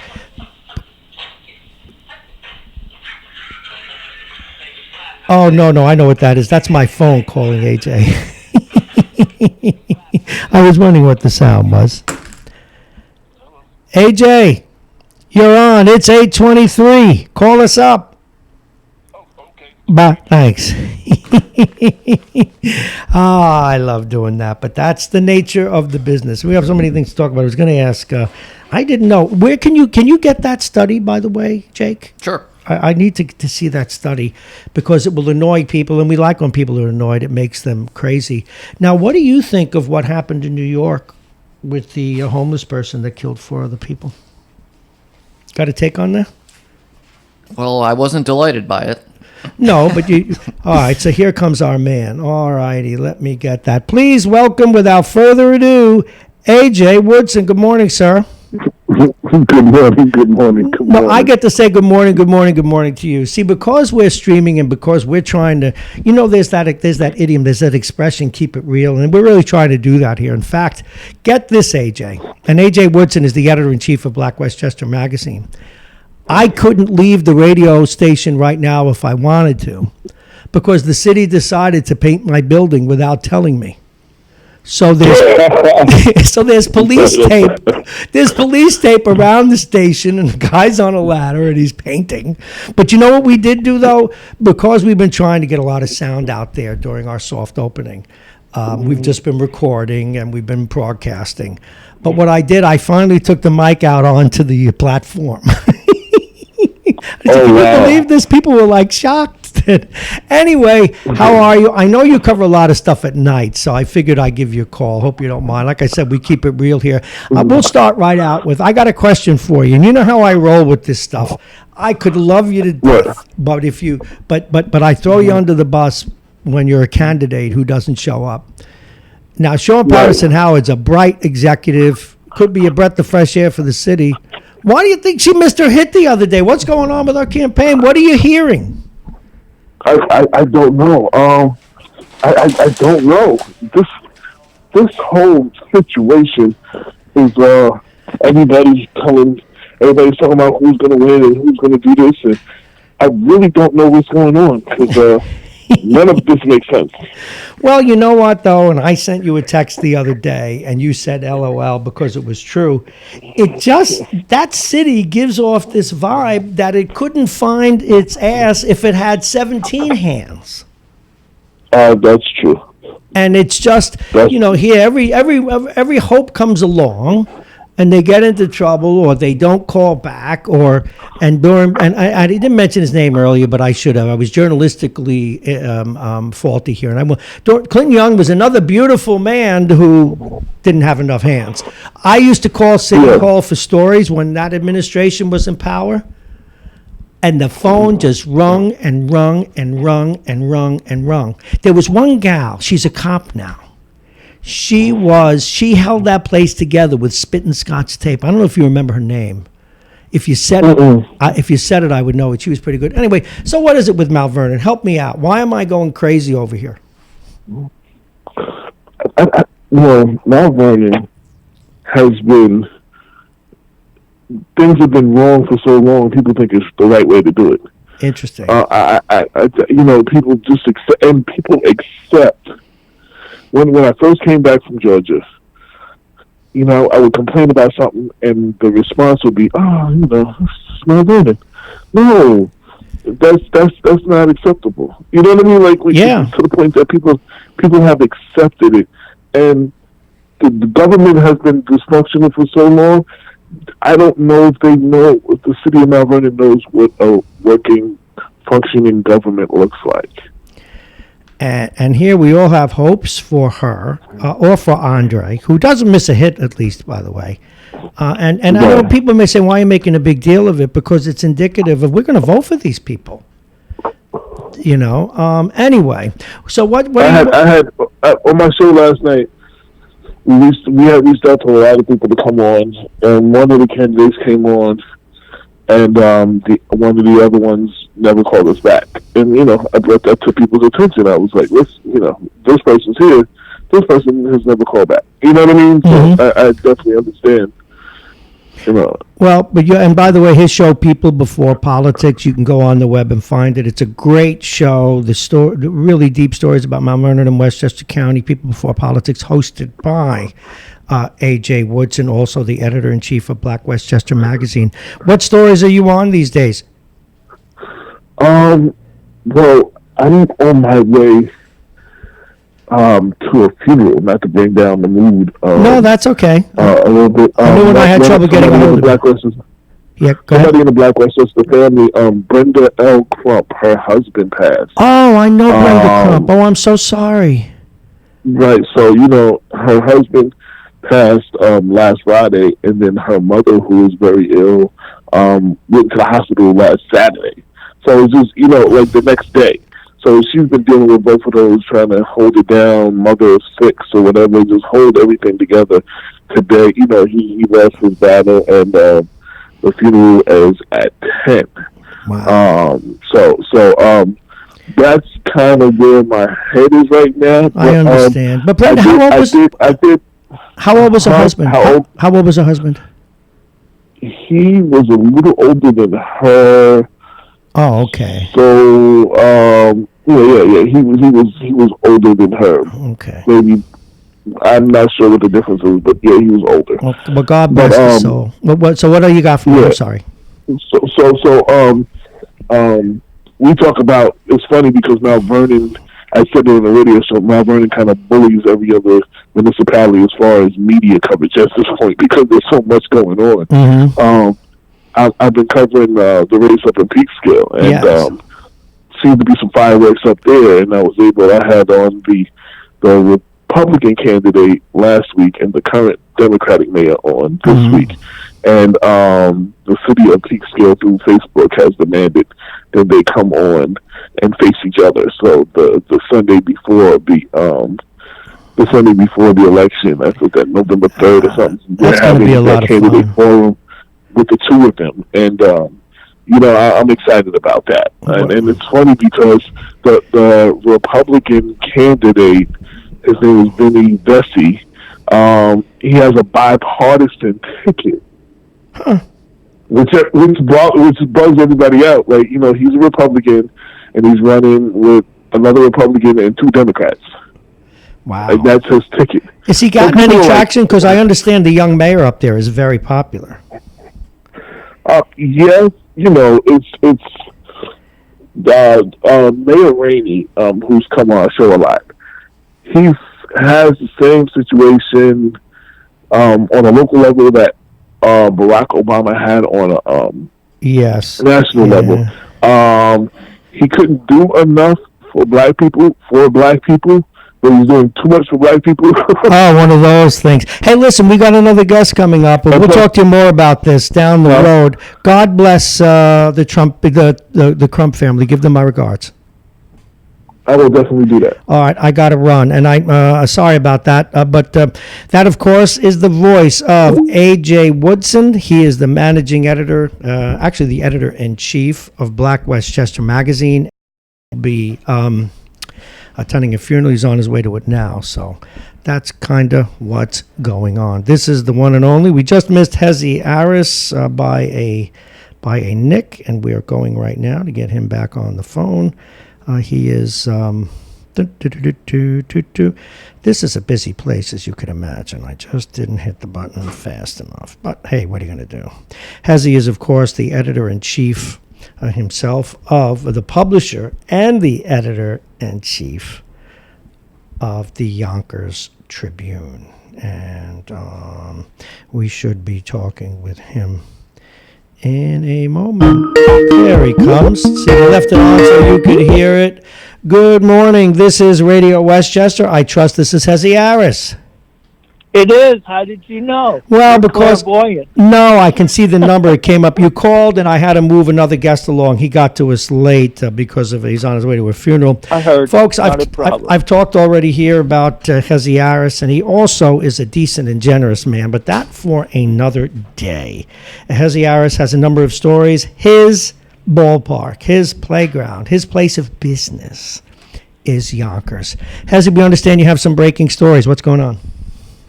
Well, actually, I've been breaking quite a few in the last week or so, and more than ever before, because there's just more to talk about.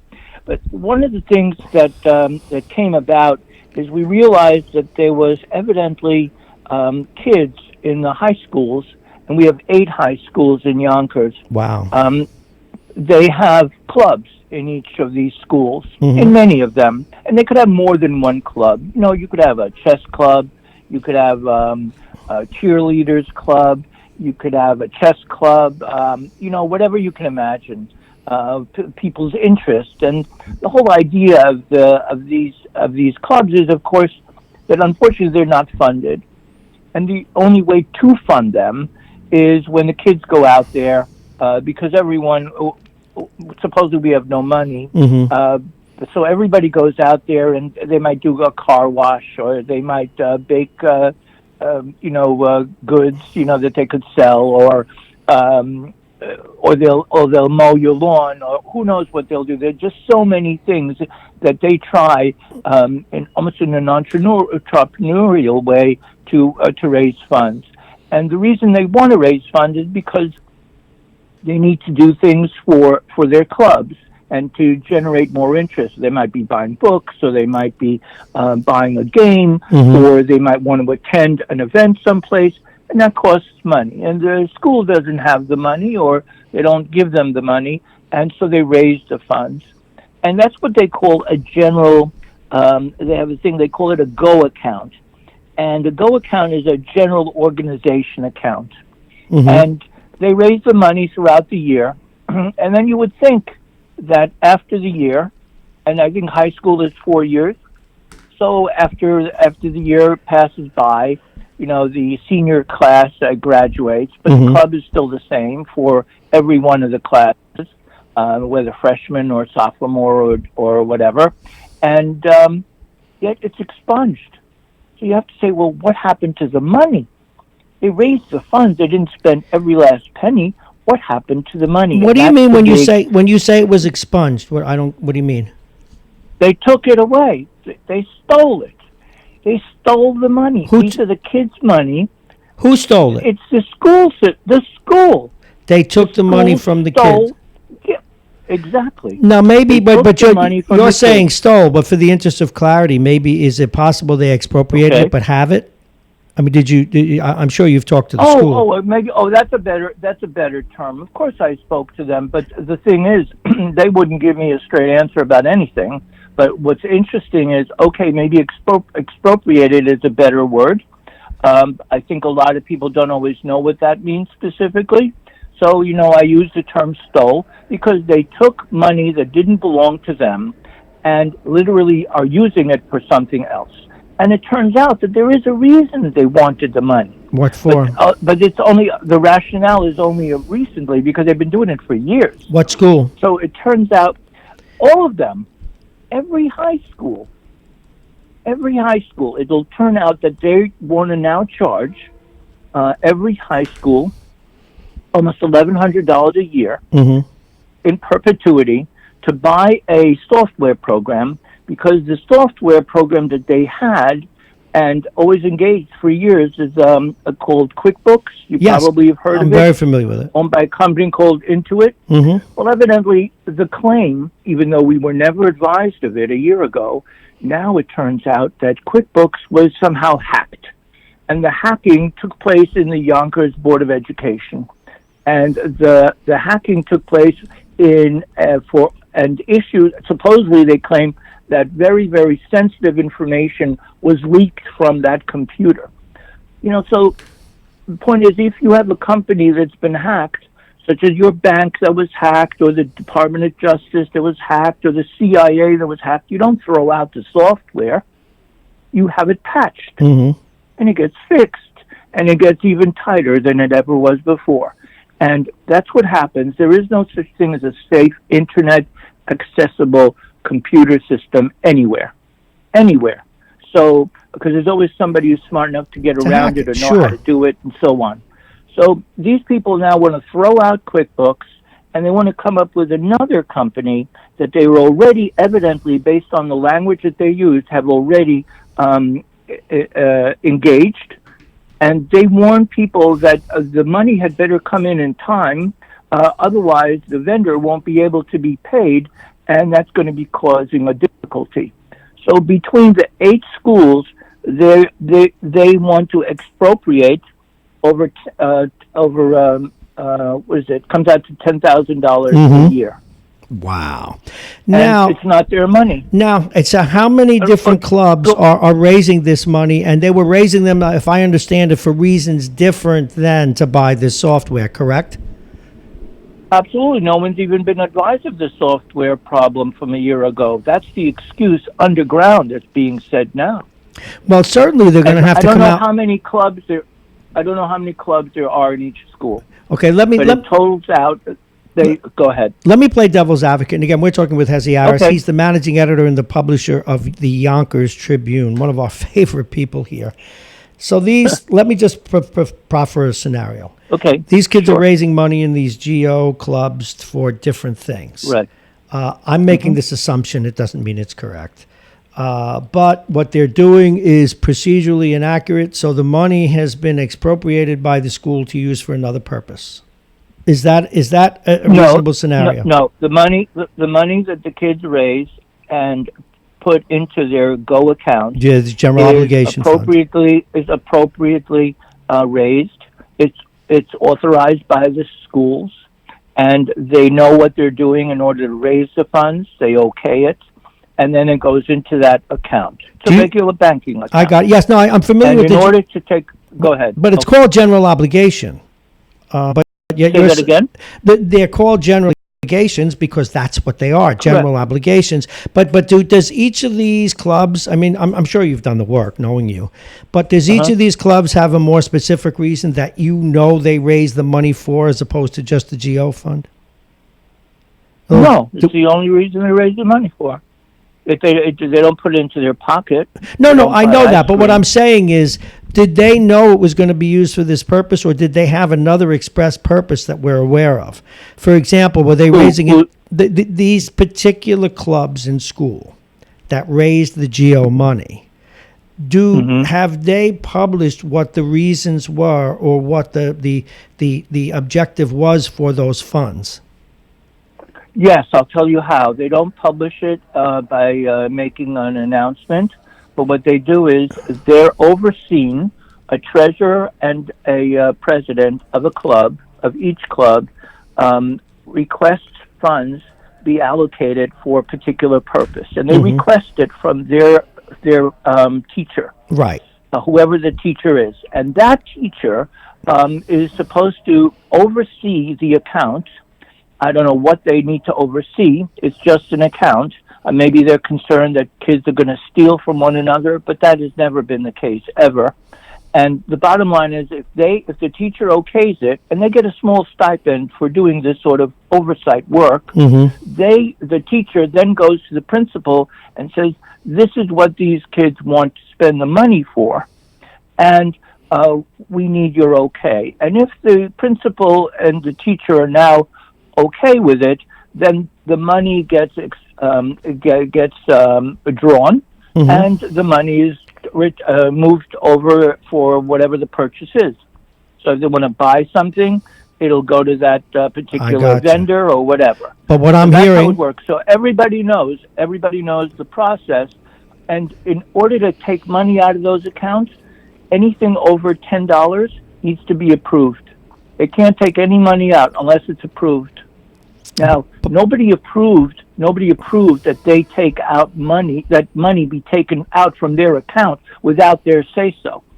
So in reality, it is the kids' money, it is their purview, and no one has a right to do anything with that money, nor are they permitted to take it out and withdraw it at the end of the year. have you heard from any of the parents or the treasurers or the children running these chat, whatever you want to call them? No, everyone's scared to death.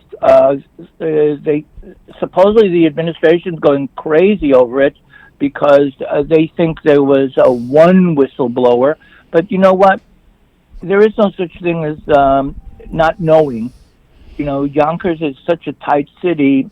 There's always somebody that's going to be talking about something, and before you know it, I get to know about it as well. Why would these kids be But a lot afraid? of teachers don't. Why would these parents be afraid even to reach out anonymously? I mean, to go to anonymous. Because there's retribution. There is retribution. You'd be amazed that if your child has an issue or is even aware of this process of what goes on, because if you graduate from a particular school, your last year, or every year that you collect money, you know what's in the account, but you don't know when you graduate. You don't take it out with you. It doesn't get dispersed. It doesn't get dispersed between everybody in the club. 846. It's supposed to be there. We're talking with Hezi Aris here. I just want to reset you here. had an account. Go ahead. I'm sorry. No, go ahead. If you had a bank account and you didn't do anything with it, let's say for 4 years, do you expect the money to be there at the end of those years? Yeah. Sure you do, because you didn't take it out. You didn't use it. It's supposed to be laying there in trust for you and all the clubs that are going to come after you. The same clubs, the same chess club that raised money is supposed to have the money in their coffer at the end of the year, at the end of perpetuity. But they take it, the city, the administration takes the money and uses it for their own purpose. Now, have you gotten any comment from the city? And again, we're talking with Hezi Aris. He's the managing editor and publisher of the Yonkers Tribune. Have you gotten a response from the school? No. you know, I don't know if you live in a different world, Bob. You live in a world where you expect everybody to follow protocol and to have a standard and demeanor that is appropriate. I invite you to come to Yonkers and get an answer from anybody. Did anybody Have ever you call you when you gone called them? to Yonkers Wait a City, minute. where I wear a flower in my hair? Go ahead. Wow. Well, hey, you seem to have that same problem with Mount Vernon. You have a Yeah. problem with everybody else, but it's not your problem. It's their problem. No, I And understand. you know what yeah. they're doing, what's happening is government, always they're complaining there's no media, there's no scrutiny, there's no this, Well, there's there no is that. now. Really? Well, they've Thanks to always you. been there. I've Yeah. been doing it for 20 I know that. years. Well, that's what I'm saying. You know how I feel So about what you they're- do. I know, but the problem with the administration is they don't want anybody to know. And that's why they've driven out publications such as the Journal News, because the Journal News isn't fed information. And there are other publications that aren't fed information. And the point is, if you step out of line, they will hurt you, and they hurt your child. If they find out that your parent is complaining about your kid, then you know what's going to happen? The kid's going to suffer. You'd be amazed It's what they can do. unbelievable. It's just unbelievable. What else are you working on? As if you're not busy enough, Hezzy Harris. Well, no, I don't want to throw it all out at the same time. Well, you can give me because one we've more. got other things. You've got 12 Let me minutes. just see. Oh, 12 minutes? You No, got- you mean that's going to go that fast? Yeah, Have no, we no, no. exhausted this story? Go ahead, you crazy. Well, wait. I just wanted you to know there's one thing that's very interesting to close this up. They call these student activities funds and their management. It seems that the Board of Education shall have the responsibility for the protection and supervision of the financial affairs of student clubs and extracurricular activities. That's their responsibility. They write that, and guess what? It's part of the Board of Education policy, and it was enacted back in July 20 of 2011. Wow. So how is it that they are permitted to do what they're doing now? And it says, listen to this, the superintendent of schools shall develop administrative regulations for the extra classroom activity funds policy aligned with New York State regulations of the Commissioner of Education annually and the Yonkers Public Schools Faculty Advisor Handbook for the safeguarding, accounting, and auditing of extra classroom activity funds will be disseminated to building principals and faculty advisors. Well, what the hell are they doing then? That's it. And it says the principal of each school concerned will appoint a competent or qualified faculty advisor for each club or organization, and an audit of all accounts will be made annually by the school auditor. Can you tell me where the school auditor is? Is the school auditor dead? Did he ever live? Or is this just BS? He's a hologram. This is it. I mean, I have it posted on the website. I mean, this is not Oh a my game. goodness! Yeah, I know it's not a game. It's just that Hezzy, as you well know, some of this stuff What? is so unbelievable. Do you remember there's that great movie? Yeah. Oh God, what was it with Paul Newman and Tom Hanks? Oh, The Road to Perdition. When the son says Yes, to the I little do. kid, the little kid says, "Why are you laughing?" He says, "Because it's all so bleeping incredible." Ridiculous. That's It's all so right. bleeping ridiculous. It's just nuts. Oh my goodness. Well, it is very, very difficult. Well, okay, you forced my hand because we have 12 minutes or something like that. Yeah, Right? we're Evidently, we got a doping problem. I don't know if you know what doping is. Doping means that the people who are engaged in drug addiction or have a drug addiction of some kind, they're called dopers. Yes. And guess what? In the city of Yonkers, our Yonkers Police Department is full of dopers. And you know what? Isn't that When true you everywhere, find though, these days? Isn't does, that true? Does that make it right? No. No. I'm not saying it. I'm just saying, isn't it a common blight now across the populace because of mostly because of prescription drugs? Yes, some of the problem is opioid, and some of the problem is heroin or cocaine, and some other problems as well, whatever they are.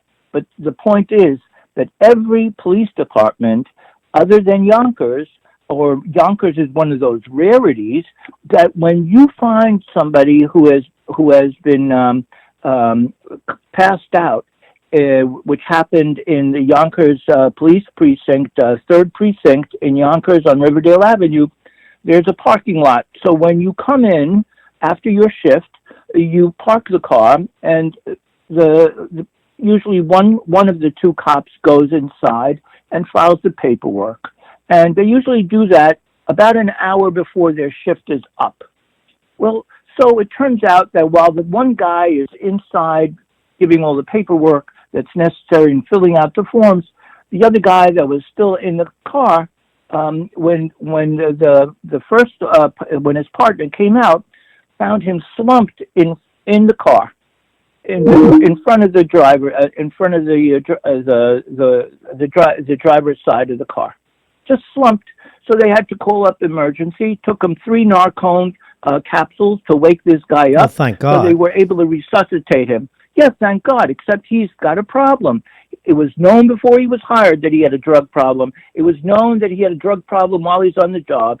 It's known that, and then what they did was they immediately grabbed, particularly the union, the PBA membership, they decided to immediately grab this guy and bring him into the hospital, and nobody was permitted to have any knowledge about this guy at all.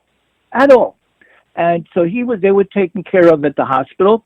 And then after he was released from the hospital, they put him into Yonkers' own rehab center, which is the biggest crock of bull you've ever heard in your life, because they don't take care of them. They just leave them there, and they don't bring them into some sort of a rehab issue. But I read the same time that we reported this story, a few days earlier, there was an issue like that in New Jersey. Some cop went out on the beat, and he never answered his car. Just didn't answer. So they went looking for him. And I guess all these cars have a transponder or something, so you could find out which one you're looking for. Yes, they and do. You could drive there. So evidently they found the car, and they found the police officer slumped in his car. They needed 2 Narcan canisters to wake this guy up. And when he was awake and lucid, they ended up saying, well, you're fired.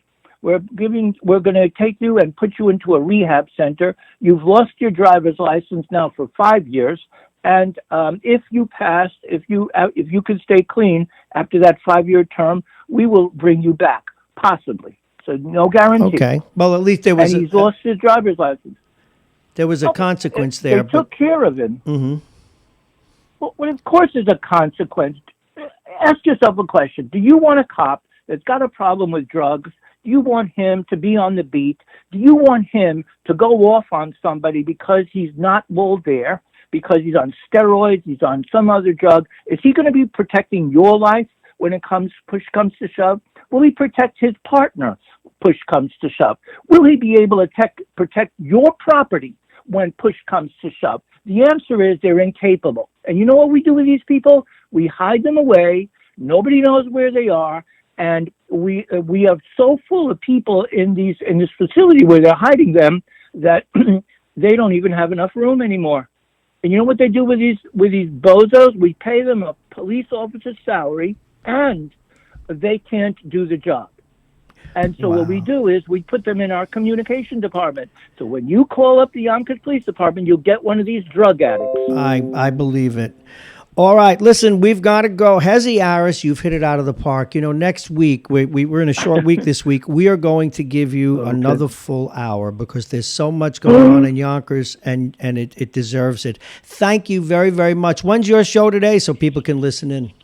Oh, we're on at 10 o'clock. We're on Westchester on the level, and people can find the link on the YonkersTribune.com website. Thank you so very much. So Great I job. wish you all the best. Well, you are doing the best. You. Thank you so much. We go next to our next caller. I do believe it's Ron Belmont, and we're running late to get to Ron. Good morning, Ron Belmont. Oh, I got to hit the button again.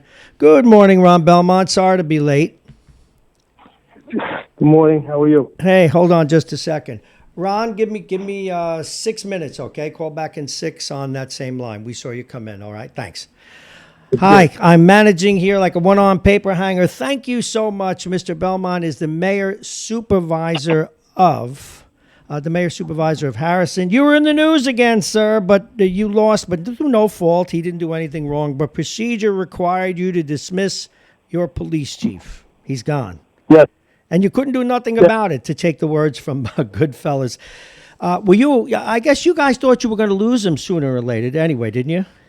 Yeah, it was just a temporary replacement. We lost the chief last year, actually a year and a half ago, and really there was no one to fill the ranks. Our guys were not mature enough, didn't have the qualifications, and not taking a test, the exams to be a police chief. Okay. So we hired. The county gave us okay to hire an intern chief until our guys got their credentials and they were able to take the test. And now we have three very eligible candidates, and we have to pick one of those to be chief. Problem is with the summer months, with vacations and everything else. I don't go anywhere except to go to Carolina for weekends. But board members travel. Our human resources woman, she travels over summer, so it was difficult to get everyone together because it's a very, very important position. And no board member wants to be missing from any interview process. Of course. So it's been a tedious process. We're going to do our due diligence because hopefully this gentleman, it's going to be a gentleman, will lead the department in the town for the next 10 to 15 years. So it's a very, very important process we have to go through. Well, and we didn't do it in enough time. So we asked for an extension, and verbally we got the okay. I was on the phone with the police chief. We did a conference call with HR at the county. And they said, we'll give you at least another 30 days to your due diligence. About a week, 2 weeks later, they said, nope, you're done. Yeah, I saw that. Time to move on. So we're going to move on. That's now, who runs the department while this guy's gone? Well, the highest ranking officer is, we have a lieutenant who's been there the longest, and he's also eligible to be chief, so he will man the store until we pick a replacement. He may be the replacement. We don't know. He's not acting chief, but he's highest ranking officer that will run a department in the chief's absence. Okay. So if the chief goes on vacation or he's away for He's the the guy weekend anyway. Yeah, there's usually no drop in anything in these kinds of things. Well, you guys should be pretty good at it now, looking for police chiefs. So how long do you expect that to take, Mayor? Well, they tell us it has to be done in 30 days, so we're going to do our due diligence. I have two councilmen going away, one for starting, I believe, tomorrow for 2 weeks, and another one's going away when he comes back, another one's going away for 10 days. So we have our hands full. We're trying to get this in. Plus it's budget time for the town. So we're trying to put our budgets together, and it's a process. It's a process that it's a tedious process. The budget as well as picking It always is. And plus, of course, you're running for re-election. How is that going, sir? It's going very well. I mean, the town's never been in better shape. We have a AAA bond rating. Moody's has given us a AAA. It's the highest you get. Never before has Harrison had that. We've got a lot of smart development going on. We've basically reconstituted Westchester Avenue. The old, empty office buildings that were boarded up and tumbleweed was in front of them, and weeds going through the doors, and infested with rodents and vermin. They're all gone. They're all gone. We've just about completed that process. So we're well on our way to a renaissance of Westchester Avenue. With the projects going on downtown, we have a renaissance going on in the downtown area. So the election campaign should be going very well. But there's a lot of money being poured in from Albany for the other side. So I don't know where that's going to take them. Well, Mayor, thank you very, very much for your time today. Continue good luck, and we'll get you next week. But Bobby, we got a lot of good stuff coming this weekend. Can I just fill in a little bit? You sure can. It's I call it the Great Weekend. It's Great to Live in Harrison weekend. This weekend is a Rye Harrison football game this Saturday afternoon. Saturday night we have a block party and fireworks in West Harrison with dancing in the streets. It's a great time. Sunday we have a car show again in West Harrison. And then, as I said, Saturday night's our fireworks extravaganza. And you get more bang for your buck in October than you do in July. So it's always a great show. Monday is our parade downtown Harrison, finishing up with a festival in Reese Park. And police open house is sounds kind of funny, but open house at the police station is this Saturday from 10 to 2. Sunday from 10 to 2. And they show all their equipment. The fire departments, the ambulance crew, all first responders will be there. It's a nice afternoon for young and old alike. So it's a great weekend coming up. I also want to remind everyone today, if anyone's listening, want to play some golf. There's two very important golf outings going on today. one for the Southeast Consortium for for disabled individuals. And the other is for the Rye Harrison football game. They actually kick off the week with a golf outing today. And that goes to the Mellow Scholarship Fund, any proceeds from the golf outing. So that wraps it up. Mayor, thank you very, very much, and thanks for the for that lineup for what's coming up next week. Really appreciate it. Sorry to get to you late, and we will talk to you again next week. Godspeed. Thank you, Bobby. Have a great week. Thank Bye-bye. you so much. A little bit of news, and we will be back right after this. And where is my music? There you go.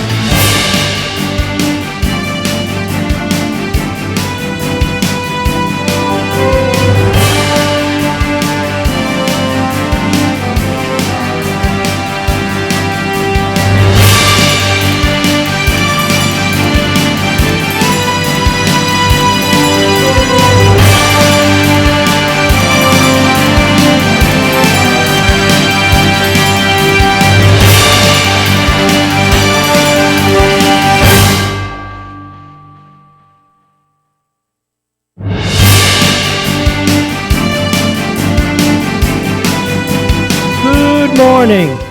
This is Radio Westchester broadcasting live from the station at the station. We had our mics out on the platform before, but you won't want to go if you're on the platform. Don't get on the train. And if you are in your car, don't park and get out of the car and go to work. Our next guest is Ron Kessler. Ron, many of you have read his books and may not remember. He's written books about the FBI, the CIA. Most notably, he wrote one about the Secret Service that still resonates. Actually, his FBI book still resonates with me. And when I invited him on the show the other day, he reminded me that he's written some, I think, 9 books. But please welcome, without further ado, an expert on espionage, if you will, or at least our country's investigative services. Please welcome Ron Kessler. Ron, thanks for being with us. Hey, thanks for having me, Bob. You can tell I'm excited. You know, so this is about a couple of hours after we spoke the other day. You and I went home, and I was taking care of a few things. It was at night. And I turned on television to watch this thing about secrets of the United States. And they were talking about the Secret Service and whose face pops up on my screen but yours. I just talked to him a few minutes ago. You never know. You do never know. Anyway, how many books have you actually written about these subjects? 21 books altogether. You know what it was? A guy you may know, Harlan Ullman, wrote 9 books. You wrote 21. And I gave you a little bit of a taste of why I wanted you on. I am troubled, but want to give fair hearing to this notion that the CIA, the FBI, in fact, one congressman was on, I think, Fox News yesterday and said they're all corrupt. The president is attacking the work they did, the nature of FISA warrants. And what it does is it perhaps the president doesn't realize this, and maybe the news services don't realize this, but what it does is it shakes people's beliefs in what to believe. Do you follow me? That's right.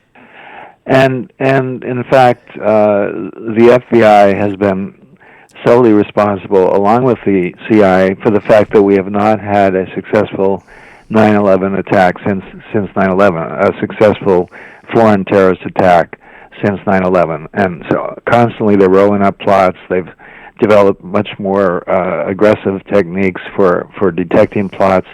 And what could be more important than that? And on the other matter, which is endless, as we all know, there's a lot of hype and mythology coming from both sides. And the real story is this. The FBI legitimately opened a counterintelligence investigation into possible Russian interference in the 2016 election based on the fact that Papadopoulos, this Trump aide, told the Australian ambassador in London that the Russians have Hillary's emails. So, of course, that was an important thing for the FBI to look into, and their investigation of that was perfectly legitimate and flawless. They, in fact, uncovered a lot of evidence of Russian interference. Many people have been indicted. Now, then things turn very, very murky and go in the other direction, and that is after Trump fired Jim Comey, Andrew McCabe, as acting FBI director, and in fact FBI director after he'd been fired, decided that he would open a counterintelligence investigation specifically targeting Trump. No longer going into the Russian issue in general, but specifically targeting Trump. Interesting. And he urged appointment of a special counsel, urged Rosenstein to appoint a special counsel. No, he did. He appointed Mueller. Now, why did Andrew McCabe open this investigation? What was the predicate? What was the reason? Well, he explains it in his own book, and everyone has totally ignored this from both sides, but there it is in black and white, and it's outrageous. In the book, Andrew McCabe says that when Trump gave the interview to Lester Holt on NBC, and he went into the Comey firing, Trump said, "I thought about the Russia thing." And who knows what that meant. But based on that alone, he said he opened this investigation. And then he dishonestly ignored what Trump said immediately after that. And we're talking about McCabe here. Yeah. Yeah, okay, continue, please. In the book, right, in the book, McCabe dishonestly ignored what Trump said immediately after mentioning the Russian thing, which was, I knew that by firing Comey, I could be prolonging the investigation. And he said that twice, obviously undercutting any claim that the firing of Comey was meant to try to stop the investigation. And, of course, he didn't stop the investigation. He dishonestly admitted that, and that tells you everything about the basis for the investigation, which was completely phony. I mean, you don't open criminal investigations into people when they say something on TV and there's no additional information whatsoever. And then he threw in his book, oh, by the way, Trump has been criticizing the FBI investigation. That's a reason to open a criminal investigation? I mean, it's simply scandalous, and nobody has picked it up. I've done one or two op-eds about it and laid it out, and there it is in black and white in the book, and neither side wants to touch it. Well, but why it will neither come side? out. But why neither side, Ron? Because this would help the president, and it would help his minions. You're right. It's just weird the way the things work these days. The right is wedded to this theme that it all has to do with the FISA warrant, Which we're going to go to next, yeah. Yeah, we're going to go to next, and a lot of that is baloney, and they don't want to change. You know, it's some of it is just human nature. You know, once they get locked into something, and it's something that Trump has been promoting, they don't want to give it up. But I think that when the Inspector General's report comes out, it will lay out all these facts. It will go into the phony reason for starting the investigation, and it will show that most of the other claims about the FISA warrant and spying on campaign aid are baloney. Well, when you say the investigation, in this instance, obviously, or actually in most instances, it needs a definition. You mean the criminal investigation as opposed to the initial, let's look into Russian hacking. That's right. Okay. That's right. Because that is a distinction. Officially, it was a counterintelligence investigation into Trump, but that includes the possibility of criminal charges. That's the way any espionage investigation I got a question starts. for you. Now, you've written books, and you have been hard on every president. So if anyone thinks you would give this president a cakewalk or anyone else, Your writings in the Secret Service book about whether it be Carter leaving the football out at the guard desk a mile away from his house, or the way Clinton treated the Secret Service, or rather the people that work for him. You're an honest broker. At least that's I know you to be. Now, you just in the very first segment came out of the box saying the investigation of hacking was justified. What McCabe did was not, or at least for my simple words. My point being that you're being even-handed. Why can't we get the population at large? In other words, the people that hate Trump never concede to anything. The people that like Trump some do, but some won't say, hey, he's got to stop accusing everybody else of witch hunts. Why do they fix their position so much? Well, a lot of it is the media. The media, doesn't want to tell the straight story either. And if it did, I think some of this might go away. But that is, of course, a separate story. When I was at the Washington Post back during Watergate days, if anybody wrote a story, that was dishonest, the way we see in the media every day now, they would be fired. There's no question. And typically, in the last paragraph, the story has a fact that totally undercuts everything else in the story. That's a common trick these days. Mm-hmm. And why has the media disintegrated like this? Part of it is this pressure to just get views on the internet. And in general, things go in waves. They change. There are fads, and I think of the silly fad of young girls wearing tops with showing their belly buttons, and most of the time it looks terrible. Why do they do that? We don't know. They finally stopped doing that, but of course, there's no easy answer to that. No, there's not. My guest, a journalist, author, some 20-some-odd books, some of them very recent. In fact, are you working on any books now? Well, I didn't want to bring this up, but my latest book is on the Trump White House because No, well, you get to promote your books here. You give us all this information. You get to promote your book. Tell us a little bit about it, and then we'll get to FISA warrants. Again, the book called the Trump White House: Changing the Rules of the Game is a truthful book. In the end, it does say that he will be seen as one of the greatest presidents based on the results, based on the incredible, the lowest unemployment rate in history, the lowest black and Hispanic and female unemployment rate in history, and explaining why that has been possible.